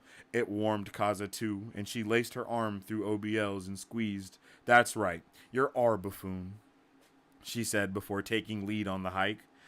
After about 6 miles, they rested for another. After 6 miles, they rested. After another 2, they ate. The syringe helped with ignoring fatigue and delaying hunger effects for about 5 hours, but they still needed to eat and rest, or their bodies would give under its own pressure. As they hiked, Kaza talked about some of the stories she heard and shared the knowledge she had obtained from her treasonous relationship. She talked of giant structures built of sand, land that did not respect the laws of gravity, a people who actually traversed the water, and a giant tree that harbored knowledge older than monarchy. So tall, clouds couldn't stop it. What else do you know about that tree? Omero asks. I already told you everything I know about the poppy tree. I honestly don't know what that dream was about, she tells him. The ritual seemed sound, theoretically. No, not that tree, Za. The tree of knowledge, he insisted. So tall, clouds couldn't stop it. Oh, she said, surprised. I didn't know you were even listening, she said, continuing to hike towards their destination. I sure wasn't, OBL muttered. We must be close, right? He sighed before wiping sweat off his forehead.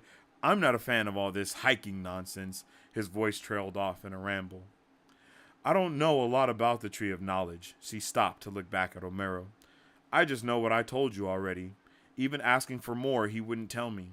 Omero, unsatisfied with this answer, let his mind wander. I saw a tree I saw a tree taller than clouds in my dream. I'm sure of it, he thinks to himself. Does that tree have to do with the poppy tree? His mind continued to jump from one thing to another. They hiked for miles until they neared their destination. Kaza had her notepad out, listing and analyzing the things she saw, categorizing them as known and unknown. That way, when we get back, I can ask Morin specific questions about these beautiful lands.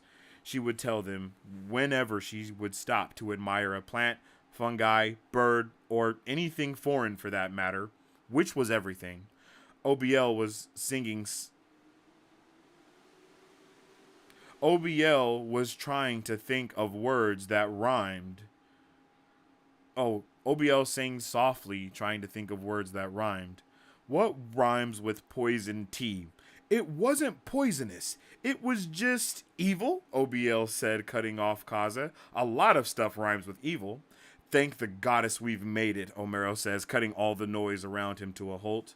We're at the objective. Let's reestablish communications with the Spectre and get ready for mission details. The three started emptying their packs, covering the ground with tea kettles, syringes, helmets, and other miscellaneous objects they used during their journey. Each pack had a false bottom containing other objects no one but Kaza understood how to use. She tinkered with the different objects, connecting this to that, screwing things in and unscrewing others. The packs didn't even look the same. They were now some sort of contraption. Kaza drew lines in the dirt and placed the contraption on top. Along with their helmets and many other items, only she knew what. Yeah. She then touched the tips of her index fingers and thumbs together, putting her hand over each other, then extending her arms, and the symbol began to glow red. The glow covered the entirety of the contraption, and it began to hum loudly while electricity zapped around. When the glow subsided and the humming ceased, what replaced the contraption was a rectangular metal box that laid on its side. The glass from the helmets were now a screen, and the helmets themselves had a completely different use. Some formed buttons, some other things created makeshift earpieces, each sibling putting them on. The Spectre should be right above us, so establishing a connection shouldn't take long at all. She pulled an antenna up from it, then began to press buttons, tapping the glass screen, causing it to flicker. She slapped the side of the machine and it whirled as it turned on. Kaza began typing. John Doe said all I have to do is lock on to the Alterian signature from the Spectre, and he should be able to handle the rest. She continued typing before gesturing to Omero. Can you grab the antenna and wield Altera? That should give us a base energy signature for them to lock on. Omero makes a circle with his thumbs and fingers, channeling his energy into the machine. The antenna glows red and Kaza swipes on the screen, pressing a couple buttons, and static plays through their headphones and Kaza turns a knob. The static slowly fades away and finally the comms were silent. Kaza nods to Omero. Vigilance, Omero says over the earpiece. Vigilance, this is Trinity Leader. Silence responded. Are you sure it's working? OBL asks, tapping his earpiece. Of course not. Nothing we are doing has been done before, Kaza says, slapping the communication device. I'm not sure of anything but you two being my brothers. That would have been good to know before you gave me that tea, Omero says bluntly. Here we go with the damn tea again, she says, twisting the knob on the device slightly. Try it again. Vigilance, this is Trinity Leader, Omero repeats. Come in, Vigilance. The siblings share a look. Anxiety washes over them, and OBL puts his hand on his head. Kaza looked at the screen with concern creasing her forehead. She presses more buttons and twists more knobs again. You may need to channel more energy into Vigilance. Vigilance hears you, Trinity Leader, a voice said over the earpiece. Sorry about the delay in connection. The energy signature came through a little polluted, as to be expected though, being in Gnostic lands, but we still had to be sure. It's good to hear your voice, John Doe, Kaza says over the earpiece. I was starting to think I may have missed a step. I'm sure you followed my instructions to the finest detail, Trin Kaza, John Doe says over the earpiece. I hope your trip treated you well. It may be circumspect. It may be circumspect of us, but we are quite literally in uncharted skies. So no such thing as being too careful. Yes, the trip was fine, Omero said. Yeah, the parts you can remember, OBL says. His older siblings stared daggers at him. Parts you remember? John Doe questioned. Is everything alright down there? Yes, everything is fine, John Doe, Kaza replied. It's been approximately 60 hours with no sleep. The stimulants help, but we still need sleep. As long as you stay on those as long as you stay on those stimulants, sleep deprivation shouldn't kick in until 96 hours, John Doe says firmly. Luckily, you guys won't have to be down there that much longer. Copy that, John Doe, Omero said over the earpiece, rolling up his sleeves. Phases 1 through 5 have been completed with 0 resistance. We are ready for our next objective. Understood, Trend Leader, John Doe says. Kaza, are you ready for mission details for phases 6 through 10? I am. Now that our connection is established, you will leave the communication device where it is. Phase 6 is making your way towards the Janison compound, just over the neighboring ridge near you. The moons began brightening the night sky. The ridge is marked as being on the western side of the compound. Phase 7 is searching for your target. He paused. Kafan. B. Mainland. Her mother. You're breaking up, John Doe, OBL says. Kaza smacks the contraption again. Maybe Omero's energy isn't enough. While he's wrong about the fruit being poisonous, it's definitely having some type of effect, she thought to herself. She stood in front of the contraption, locking the circle with her fingers, wielding her power and channeling it into the machine. Okay, connection reestablished, John Doe. Can you say that part again? Your target is Kafan Ruzin, code-named Fox, Baron of the Elanarum Mines in Nguvu. Baron of Adari of... Omero's brows furrow, his eyes catch OBL's, whose expression was similar to his. It seemed the news was only surprise to them, though, as Kaza sat without reaction, awaiting for final instructions. His wife and son are said to be mainland, so if things get hot, you should be good to go, weapons free, but no Gyph usage. Above level 2 has been cleared. Phase 8 will be to infiltrate the compound, unseen and unheard. If you're lucky enough to make it that far without an issue, then phases 9 and 10 will be a breeze. What? John Doe cuts off OBL. Phase 9 is to abduct Kafan by any means you deem necessary, and Phase 10 is to make it back to the West Ridge or clear a landing zone for the ERTs to come and retrieve you all. John Doe said as if it was just another day. Then we'll all make our way back home. No problem. Sounds easy, OBL says. I admire the optimism you two share. Optimism or delusion, Kaza replies. Not sure which one it is yet. The tribunal has not made a decision on that, John Doe laughed. General wants all communications to be at a minimum unless necessary. Copy, the trio says in unison. Once you have eyes on the fox and proceed beyond the ridge, you'll need to be radio silent. We don't know how much use you can get out of this device, John Doe said. The Janison have similar communication relays. One's made with far better equipment, though, but they have no need to be tracking Alterian signatures. So get in and get out. Get back to the West Ridge for the ERT landing zone, or you will have to get our attention another way. Understood, John Doe, Kaza replied. She tapped her earpiece, and the brothers tapped theirs. They started eastward, climbing the upper slope. As the three reached the West Ridge, they analyzed the scenery beyond. Giant concrete walls were built up around the fortress, and parts of the compound were built into the side of the mountain. The terrain was scattered with trees and rocks stretching out toward the horizon. Quadrangle buildings were inside of the fortress walls, and the open space in the middle of them had 3 trees with black trunks and grayish branches. The magenta leaves of the poppy tree danced under the blue of the moon. The lower slope beneath the siblings was covered with purple flowers. The west ridge was covered with trees, and the siblings used them for cover.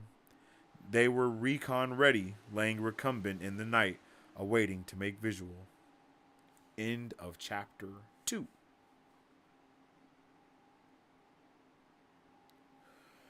Ooh, okay.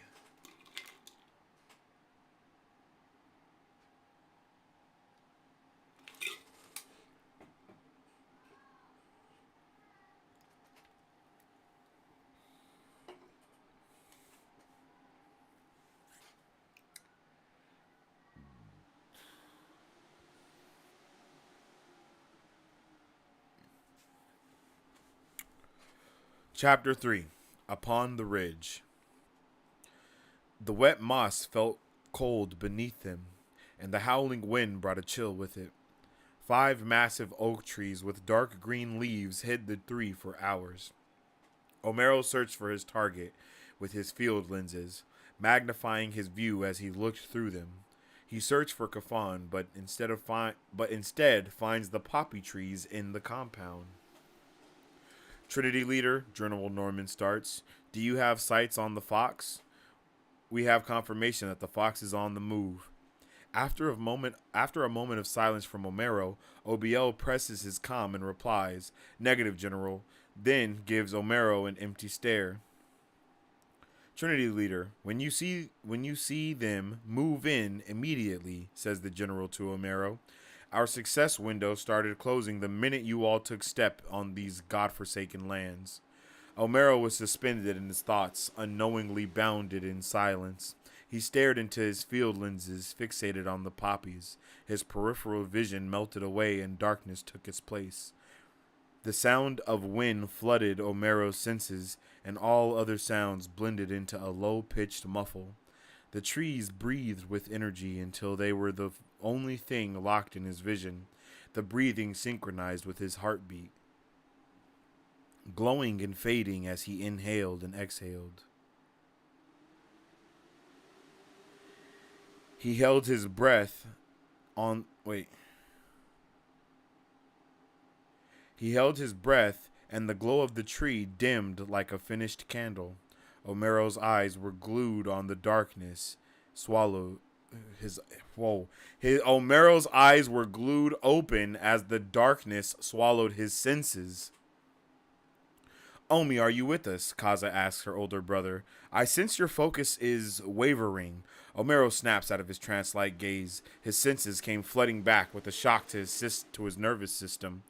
I'm fine. I'm focused, kiddo, Kaza says. I'm focused, kiddo. I'm always focused, Omi says as he puts his attention back on looking for Kafan. In the cover of darkness, a Janison assassin awaited orders, maintaining his position, methodically releasing his breath as to not cause too much attention to himself.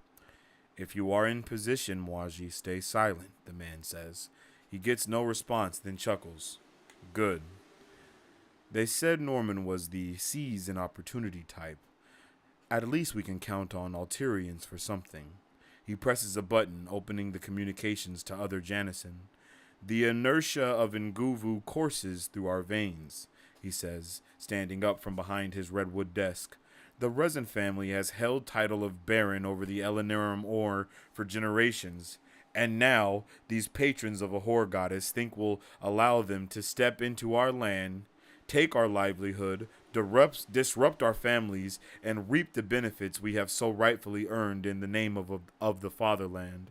Kafan's voice raises with passion. Our swords have been forged with the unbreakable, therefore we are unbreaking. And with these unbreakable swords of truth, we will reap the souls of all who choose to falsely stand in our path. He walks to his window and looks out at the western ridge. Kill everyone who fights and torture the ones who don't. I'm confident they'll release information. I'm confident they'll be easily persuaded. Kataka, the Janison replied with their cry for war. Kaza's stomach felt queasy. and her mind became cleared as she regained perception that was unknown to be lost. Wait, she said, getting up from her stomach to her knees. Something's not right. She pauses with her knees in the dirt. She braces her hands against the ground to stand up. I feel something. But before she can finish her sentence, the Janison assassin leapt from the oak tree towering above them. Katakai! He yelled through the air with swords in each one of his hands, both arms up over his head. It's a trap! Obiel's words drowned with a blood. Whoa, okay. It's a trap! Obiel's words drowned with blood as Mwaji's blades penetrated the back of the two brothers' necks, protruding from their esophagus, impaling them to the ground beneath them like two hogs on a spit. Kaza sprung into action. She motioned as if she was unsheathing something, and red energy crackled from her hands. Suddenly she was swinging her katana through Mwaji's skeleton-like face, filleting through his cheek muscles, causing him to physically hold his teeth clenched. With his right hand pressed up against his jaw, his top lip slowly quivered as he gargled the words, left-handed. He then rips his sword from the ground and out of Omero's trachea, splattering his blood onto Kaza's face. Blood leaks down Mwaji's hand as he continues holding his face together. He swings at Kaza, clashing his tamak against her katana of Hasili, and the energy of Nguvu radiates from his blade. Mwaji slides the blade of his tamak down the Hasili, causing her blade to glow red and slowly melt down to the hilt. He lunges his blade into her stomach, simultaneously cauterizing the wound. She winces, trying to suffocate Mwaji, the satisfaction of seeing her in pain. Go for the jaw, she quickly thinks to herself, as she begins to bludgeon the side of Mwaji's face with what's left of her smoldering katana. With all of her strength, she slams another fatal blow to Mwaji's unhinged jaw, letting go of the hilt. It flashed away with a spark of light. With his right hand holding his jaw, Mwaji twists his blade, causing the smell of Kaza's smoldering flesh to leave a rancid look upon her face, while she wallows in silence. She grabbed the blade with her hand, and it made a sizzling sound coming in contact with her bare hands. She wielded Altira into the tamak before sealing her fingers in a circle around it. A wave of energy erupted from the blade, causing him to step back, losing his grip on the hillside, bringing his sword with him, searing Kaza's flesh. She takes the opportunity and lunges into a somersault towards him, extending her body and pushing off of the ground, kicking him in the chest, sending him soaring off of the west ridge, crashing down the slope until his body came to a stop. Kaza picked her charred body from the floor, her clothes tattered from battle. My brothers are down. We need an evac, she yells. She runs towards Omero and Obiel in horror at the blood-stained sword that protrudes from the back of Obiel's neck. Get me a goddamn ERT. Tears roll down her face as she holds her brother's lifeless body in her arms. The emergency response team is closing in on your location, Kaza. Moments earlier. It's a trap!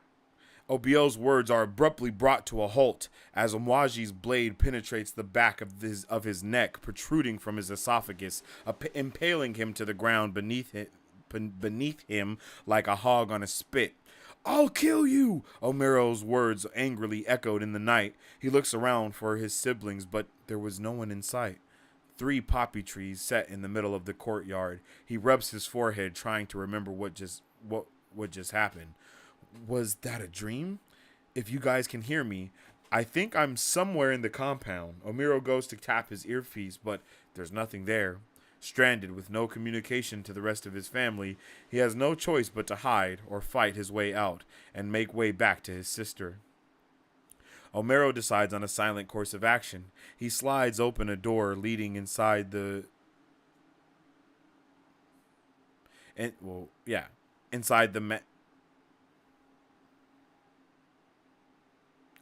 mansion.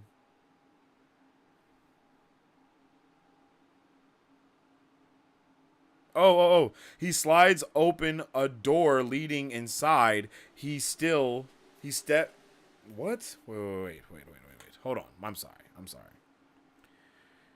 He walks against... Okay. Okay. Omero decides on a silent course of action. He slides open a door leading inside. He still has a mission to do. He stepped into a hallway that led in both directions, turning at both ends. He stepped into a hallway that led in both directions, turning at both ends. The hallway had a light that shined in the compound. He walks against the wall, heading wherever his steps lead him, trying his best to stay out of. Okay, I'm sorry. 1 second.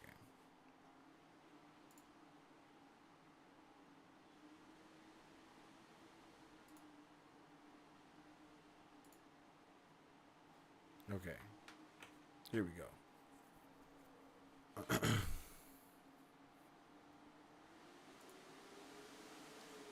He stepped into a hallway that led in both directions, turning at both ends. The hallway had light that shined in the compound. He walks against the wall, heading wherever his steps lead him, trying his best to stay out of the immediate line of sight of anyone who may turn the corner. As he crept, 3 Janison waited on the other side of the wall. Omero turns into them, and one of the Janisons sticks his Moondragon rifle in Omero's face. "Put your hands up. You're outnumbered and outarmed," the Janison soldier barks at Omero as he presses the cold steel of his barrel against Omero's cheek. Omero feels a burning sensation in his solar plexus. His fractured pupils burn in his skull. Rage overcomes his senses, and his instincts take over. "I'm not unarmed," Omero says with a sinister look on his face. He grabs the barrel that pressed against his cheek, and a bright light flashes, and the rifle transmutes into a metal pole. Omero smacks the rifle owner across the face. Before they could react, he grabs the rifle of another Janison and transmutes it to another metal pole, connecting it to the one he already had, creating a long metal staff. He smacks one of the remaining Janison on top of his head, cracking his skull. Another flash of electricity, and the staff transmutes into a chain. Omero quickly gets behind the second Janison, and with their backs facing each other, wraps the chain around the Janison's neck, lifting him from the ground, breaking his neck and dropping him to the floor.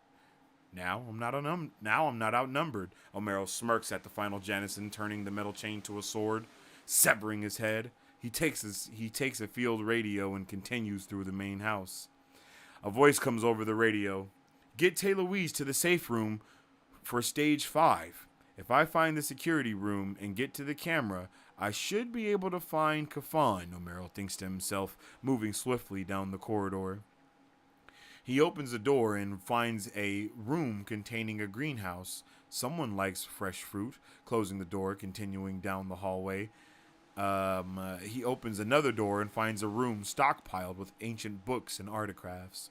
Kaza would love to study these cursed texts. He keeps moving, opening the door to realize that not only did he find the security room, but there were also guards who have been waiting for him. "Put your hands up and get on the ground," one of the guards yells. "Not this again," Omero sighs before guiding his blade through the 5 guards. Blood drips from his blade as Omero scans the screens, searching for anything usable. Prendele tu mani sporche de mi," Louise screams at her glorified bodyguards. "Oh, shut up, girl," Zario replies. "You and your mother are the only filthy ones, you rat," he scolds her.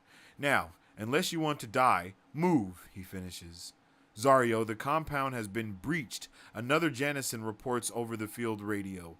"They're inside. There's a trail of bodies leading to the security room. And if whoever it is slaughtering us was in the security room, then," Zario cuts off the Janison, "then that means he knows where we are and how to get to us." Zario grabs Louise and runs into a safe room, slamming the big metal vault-like door behind them.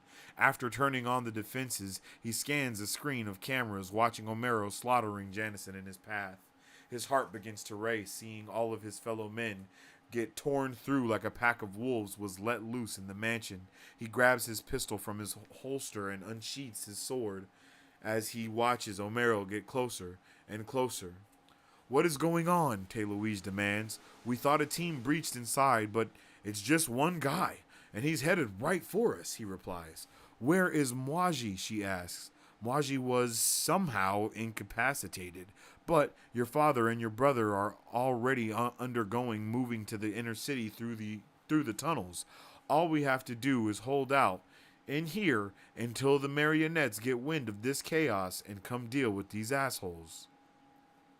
Mwaji was incapacitated? Who the hell are these guys, Zar? Stop asking questions and prepare to fight if need be. Check the cameras while I get on the radio to see what's going on, he tells her. She goes to the radio. She goes to the screen to see where the intruder could be. She sees him in the upper right screen and sees him staring directly into the camera, directly at her. She stares back at the screen, almost feeling his presence in front of her. She sees from another screen that the Janison are now retreating to the mansions, allowing the marionettes to come and give some extra support. Now that the Janison are inside, they race towards Louise in the safe room. She looks at the man on the screen and mutters the words, "Run." Omero snaps out of his trance-like gaze strange gaze at the security cameras and incoherently begins to move again, running through the hallways, reassuring himself his blade is so close he can almost smell the blood on his blade. He turns and sees the big vault-like doors sealed shut and begins to walk towards the door. But before he can get too close, a turret drops down from the ceiling and the drum winds up as it starts to rain down on him. I hear those turrets. They must be tearing him apart, Zario says with a grin. Check the screen. Is he dead yet? No, he's not, she replies sternly. One thing you'll find out about me fairly quickly is I hate guns, Omero shouts, leaning against the wall, plotting his next move. Lunging from his cover, he throws the alchemated blade directly at the barrel of the turret, causing it to burst into flames on impact. The explosion shakes the mountainside. Zario and Louise watch the camera screen in disbelief as this strange and powerful man began to walk through debris towards the safe room door. He knocks on the metal vault doors, causing what sounded like thunder to erupt into those inside the room. Zario presses a red button and speaks into a microphone. The marionettes are here already. Your friends are fleeing with their tails between their legs. It's over. What's your name? The man asks from outside the vault. Kid, my name doesn't matter. You need to get out of here while you still can, Zario replies, trying to buy time for the marionettes. I am Omero, Yungaru of my bloodline. Give me Kafan and this can all be over with. Omero stands there for a second, to no reply. Open the door or I'll open it for you, Omero says, with a wicked smile on his face. That's plain carbon steel. You're not getting through there, Omero, Zario says, nearly holding his breath in anticipation. Just you sit tight. The marionettes will be here soon, he forces a laugh. Omero tugs on the fingers of his white combat gloves, starting to take them off and put them in his back pocket. He firmly presses his hands against the metal. Most carbon steels are up to 2.1% pure, strength of 260 megapascal, and a tensile strength of 580. Omero begins wielding Altera, and red lightning-like energy starts to manifest around his body, starting at his hand. And red-like energy starts manifesting around him, starting at his hands and working its way around the rest of his body. The vault door begins to heat up the inside of the room. Louise begins to slowly back away from the door, trying to hide from Omero, who seemed determined to find his own way in, or make one. His hands began to smolder with the amount of energy they were emitting. Anyone else's hands would have melted to the vault. With another flash of light, red electricity filled the in and outside of the room, causing the two Nguvians to shield their eyes from the intense light that accompanied the energy. Then silence fell upon them. Zario looked at the still fully intact vault and let out a premature sigh of relief. only to see a smaller, rectangular door begin to open within the vault door. Louise gazes as Homero emerges from a door within a door. His long white dreadlocks laid in two braids on his shoulders stained red with the blood of her slaughtered people. With the blood of the slaughtered, his bronze-like skin made his broken eyes glow a bloodied red.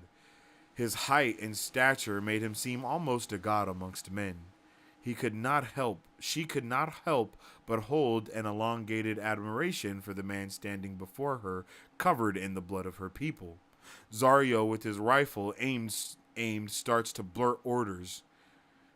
Put your hands up and don't move. In a blink, Homero was in front of Zario. He grabbed the gun and it transmutes into guitars and punctures Zario's stomach mid-sentence. I've heard enough today. Homero pulls his guitar from Zario's stomach and watches him fall to the floor. He pierces both of Zario's biceps. Put your arms up. He pulls the hand blades from Zario's arms, then stabs the daggers into his legs. And now you don't move. He painfully retrieves his blades and stands from the bloodied body. Covered in blood, he starts walking towards Louise. She nervously stays behind her cover, staring at the floor, hesitating the moment of eye contact. Her lips quiver with fear as she tries to find the words that can save her life. Zario was always a dick, she starts. I'm glad he learned a lesson. She pushes out a chuckle. I mean, he was a real creep. Stop rambling, Homero cuts in. I'm not going to kill you, he says, rubbing his forehead. Now tell me who you are and why this idiot was willing to risk his life for you. Louise takes a deep breath, trying to keep calm, slowly standing up, hands raised by her head, and walking from the shelter she hid behind, revealing her hourglass frame shrouded underneath her clothing. Her eyes, purple as a ready-to-pick plum, nearly lit the room with the color of Nguvu. She can feel Homero's eyes scanning her from head to toe. She reciprocates. Their eyes meet and a strange feeling overwhelms them both. Sir, Zario's radio interrupts. Marionettes have surrounded the location, and the camera feed shows that Zario is dead and the intruder is an Alterian. What about my daughter? A voice replies over the radio. Is she dead too? Homero looks at Louise, signaling her not to move or speak. No, sir, the Janison replies. It seems the Alterian is holding her hostage. Kill them both, he replies. Yes, sir. Well, that was unexpected, Homero says exhaustedly.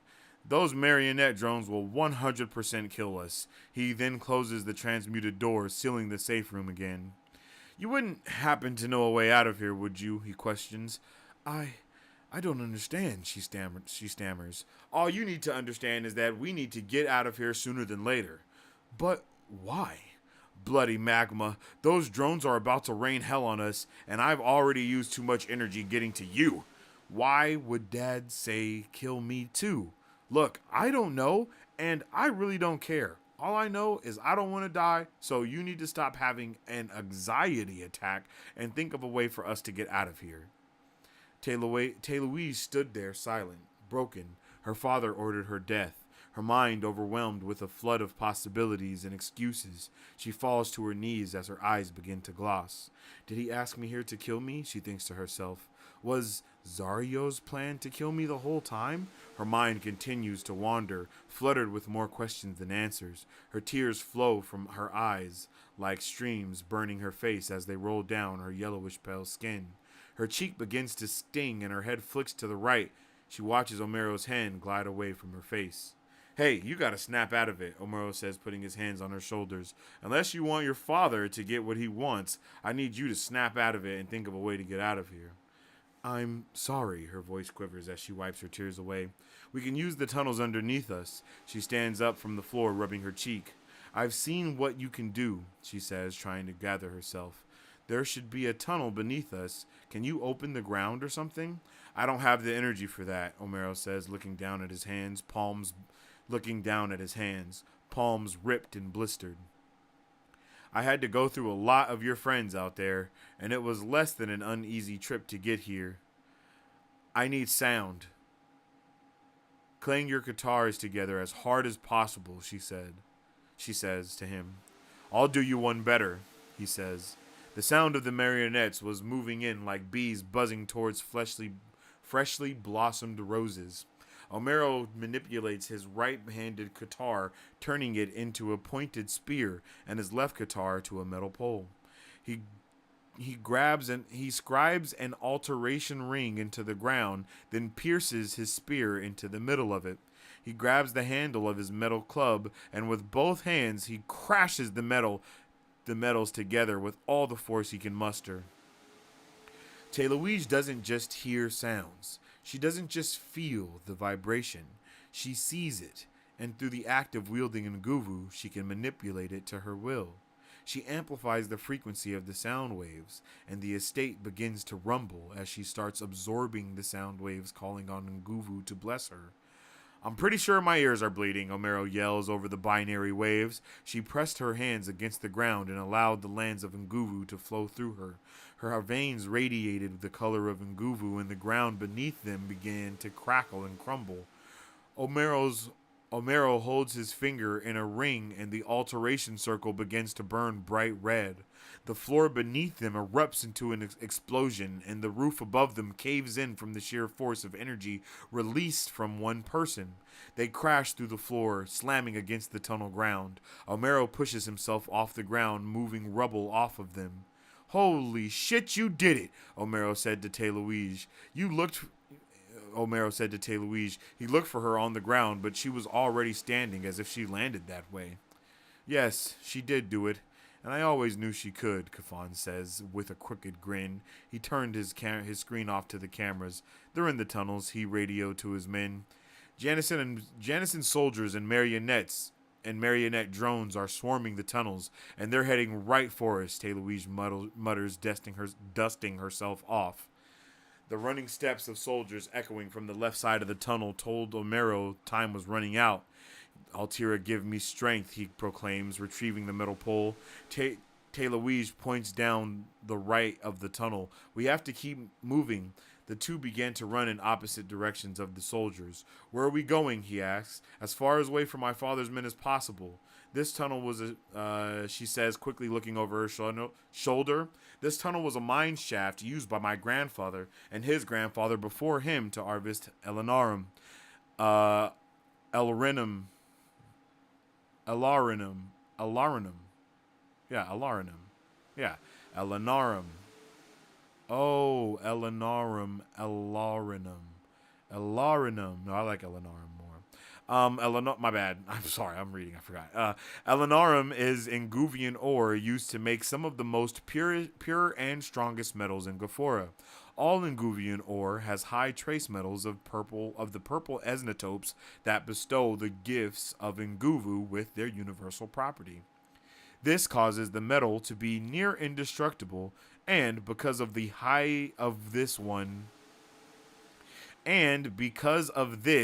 only highly trained Nguvian Gyphs can smelt, wield, and interact with the metal.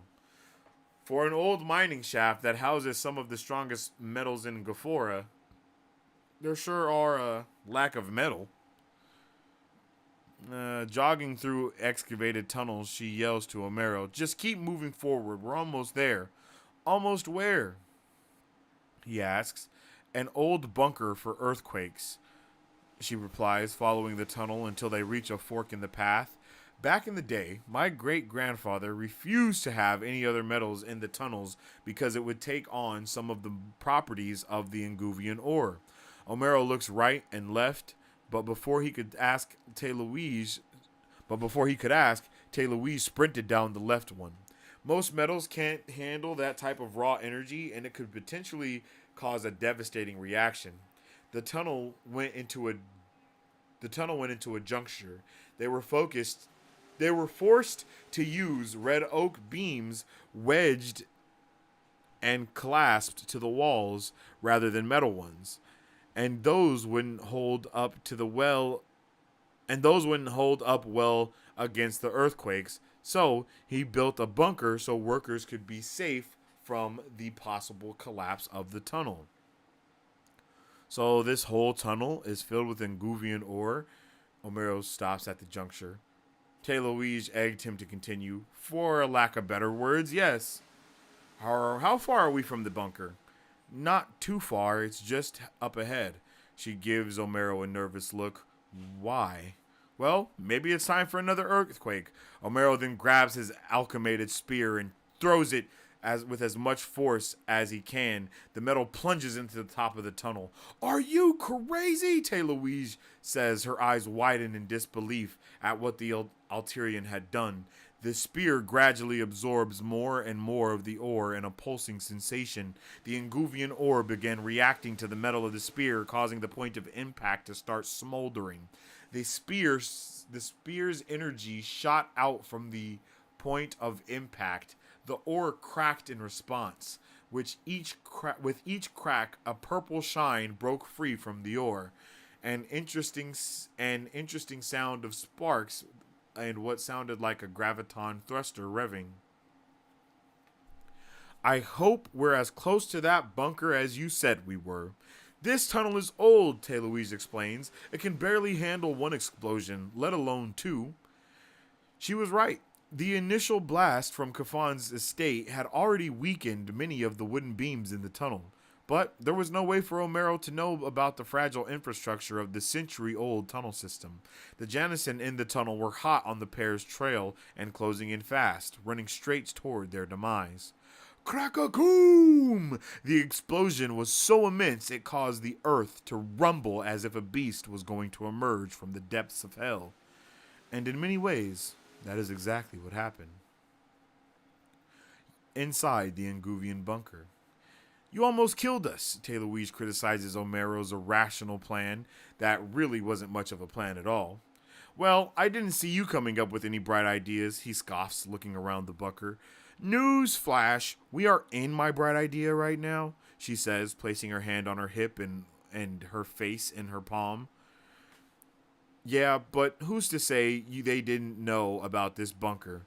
If I didn't stop them from following us, they could have just been waiting to ambush us outside the door right this second. It's not like we can stay here forever. Although Omero was right with what he said and with what he did, although the plan he had to come with on the fly was executed and worked perfectly, there was a much darker plan unraveling that he would soon figure out. End of chapter 2. No, end of chapter 3, excuse me. So those are the first 3 chapters of none other than my book, Gyphs, the Lands of Gafora.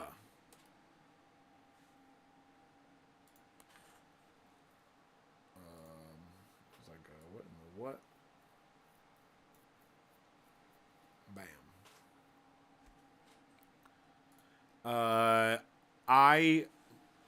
I've been working on this for a little while. I've been working on the world more than anything, of course. So, I wanted to give you guys a look at my book. I wanted to give you guys a look at my world. Just get a kind of a inner look and an inner glimpse of some of the things that were going on. I was gonna read 5 chapters, but I think that cutoff right there is really good because I think that's just a good cutoff right there. And maybe we can read a little bit more on another time. So I would love to know how you guys are feeling about this, what your guys' thoughts are, and all that good stuff. You know what I mean? If you're watching this on the replay, please in the comment section down below, let me know how you're feeling. I definitely apologize for my abysmal reading. I'm not the best reader, so I'm not a voice reader. I'm not a voice actor. I'm not none of those things. So I'm sorry if my reading was a little abridged. And it's also a little nerve-wracking reading your own stuff out loud to someone else. So, hopefully I'll do better the next time. But yeah, man, those are the first 3 chapters of Gyphs, the Lands of Gafora. And I really do hope that you guys like it. And then I will be doing more. I've been thinking about possibly putting it out like on a weekly basis almost. Like the first 5 chapters that I have, like putting those out every single week. Or something like something akin to that, But I'm really not sure though. So yeah, let me know how everyone is feeling about it all. I'll be talking more about it. I'll be putting out way more information about it all the time. and just kind of putting out all the good stuff. I really want to do a Kickstarter for it, so I'll be working on my Kickstarter stuff soon as well, so I can, you know, get that shit going. So please, if you guys can, you know, rewatch this video or whatever. I'm planning on downloading it and then possibly, you know, like editing it down and splitting it up into just one long video, and then, you know, just putting that out. So you know, so it'll be dope to see what's going on there, man, and I'm really excited to move forward with everything.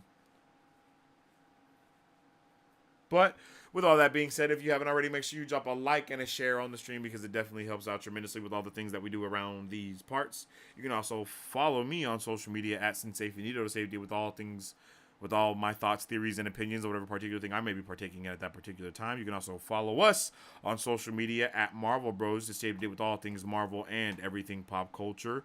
Where is it at? Do I have a... No, I don't. Oops. I definitely thought I had a...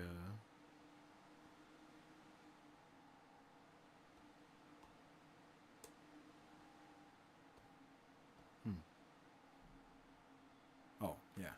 You know, I hope you guys enjoyed book 1 in Guvu. We went through the... So far, we went through the prologue and 3 chapters so far. So, I hope you guys really did enjoy that, you know. Definitely please let me know how everyone is feeling. And yeah, yo, I don't get my feelings hurt easily. So please be honest, please be brutally honest, because I want to improve with my writing and with everything that I'm doing. So please be brutally honest and let me know what you do like, what you don't like, what I can improve on. I make a note to let you guys know that I am not, you know, like, I have not been like writing for years. Writing hasn't like always been like a thing I do or anything. It's kind of just been a hidden passion that I've never really been able to expand that much. So being able to read you guys what I've wrote here today, I would just love to hear your opinions on everything. So with all that being said, I definitely appreciate each and every one of you, and I hope everybody has a fantastic day. And as I always say, stay awesome, stay nerdy. And don't forget to follow at Gyphs TLG on all forms of social media and our YouTube channel, where there's going to be a lot of content going out on there as well. Okay?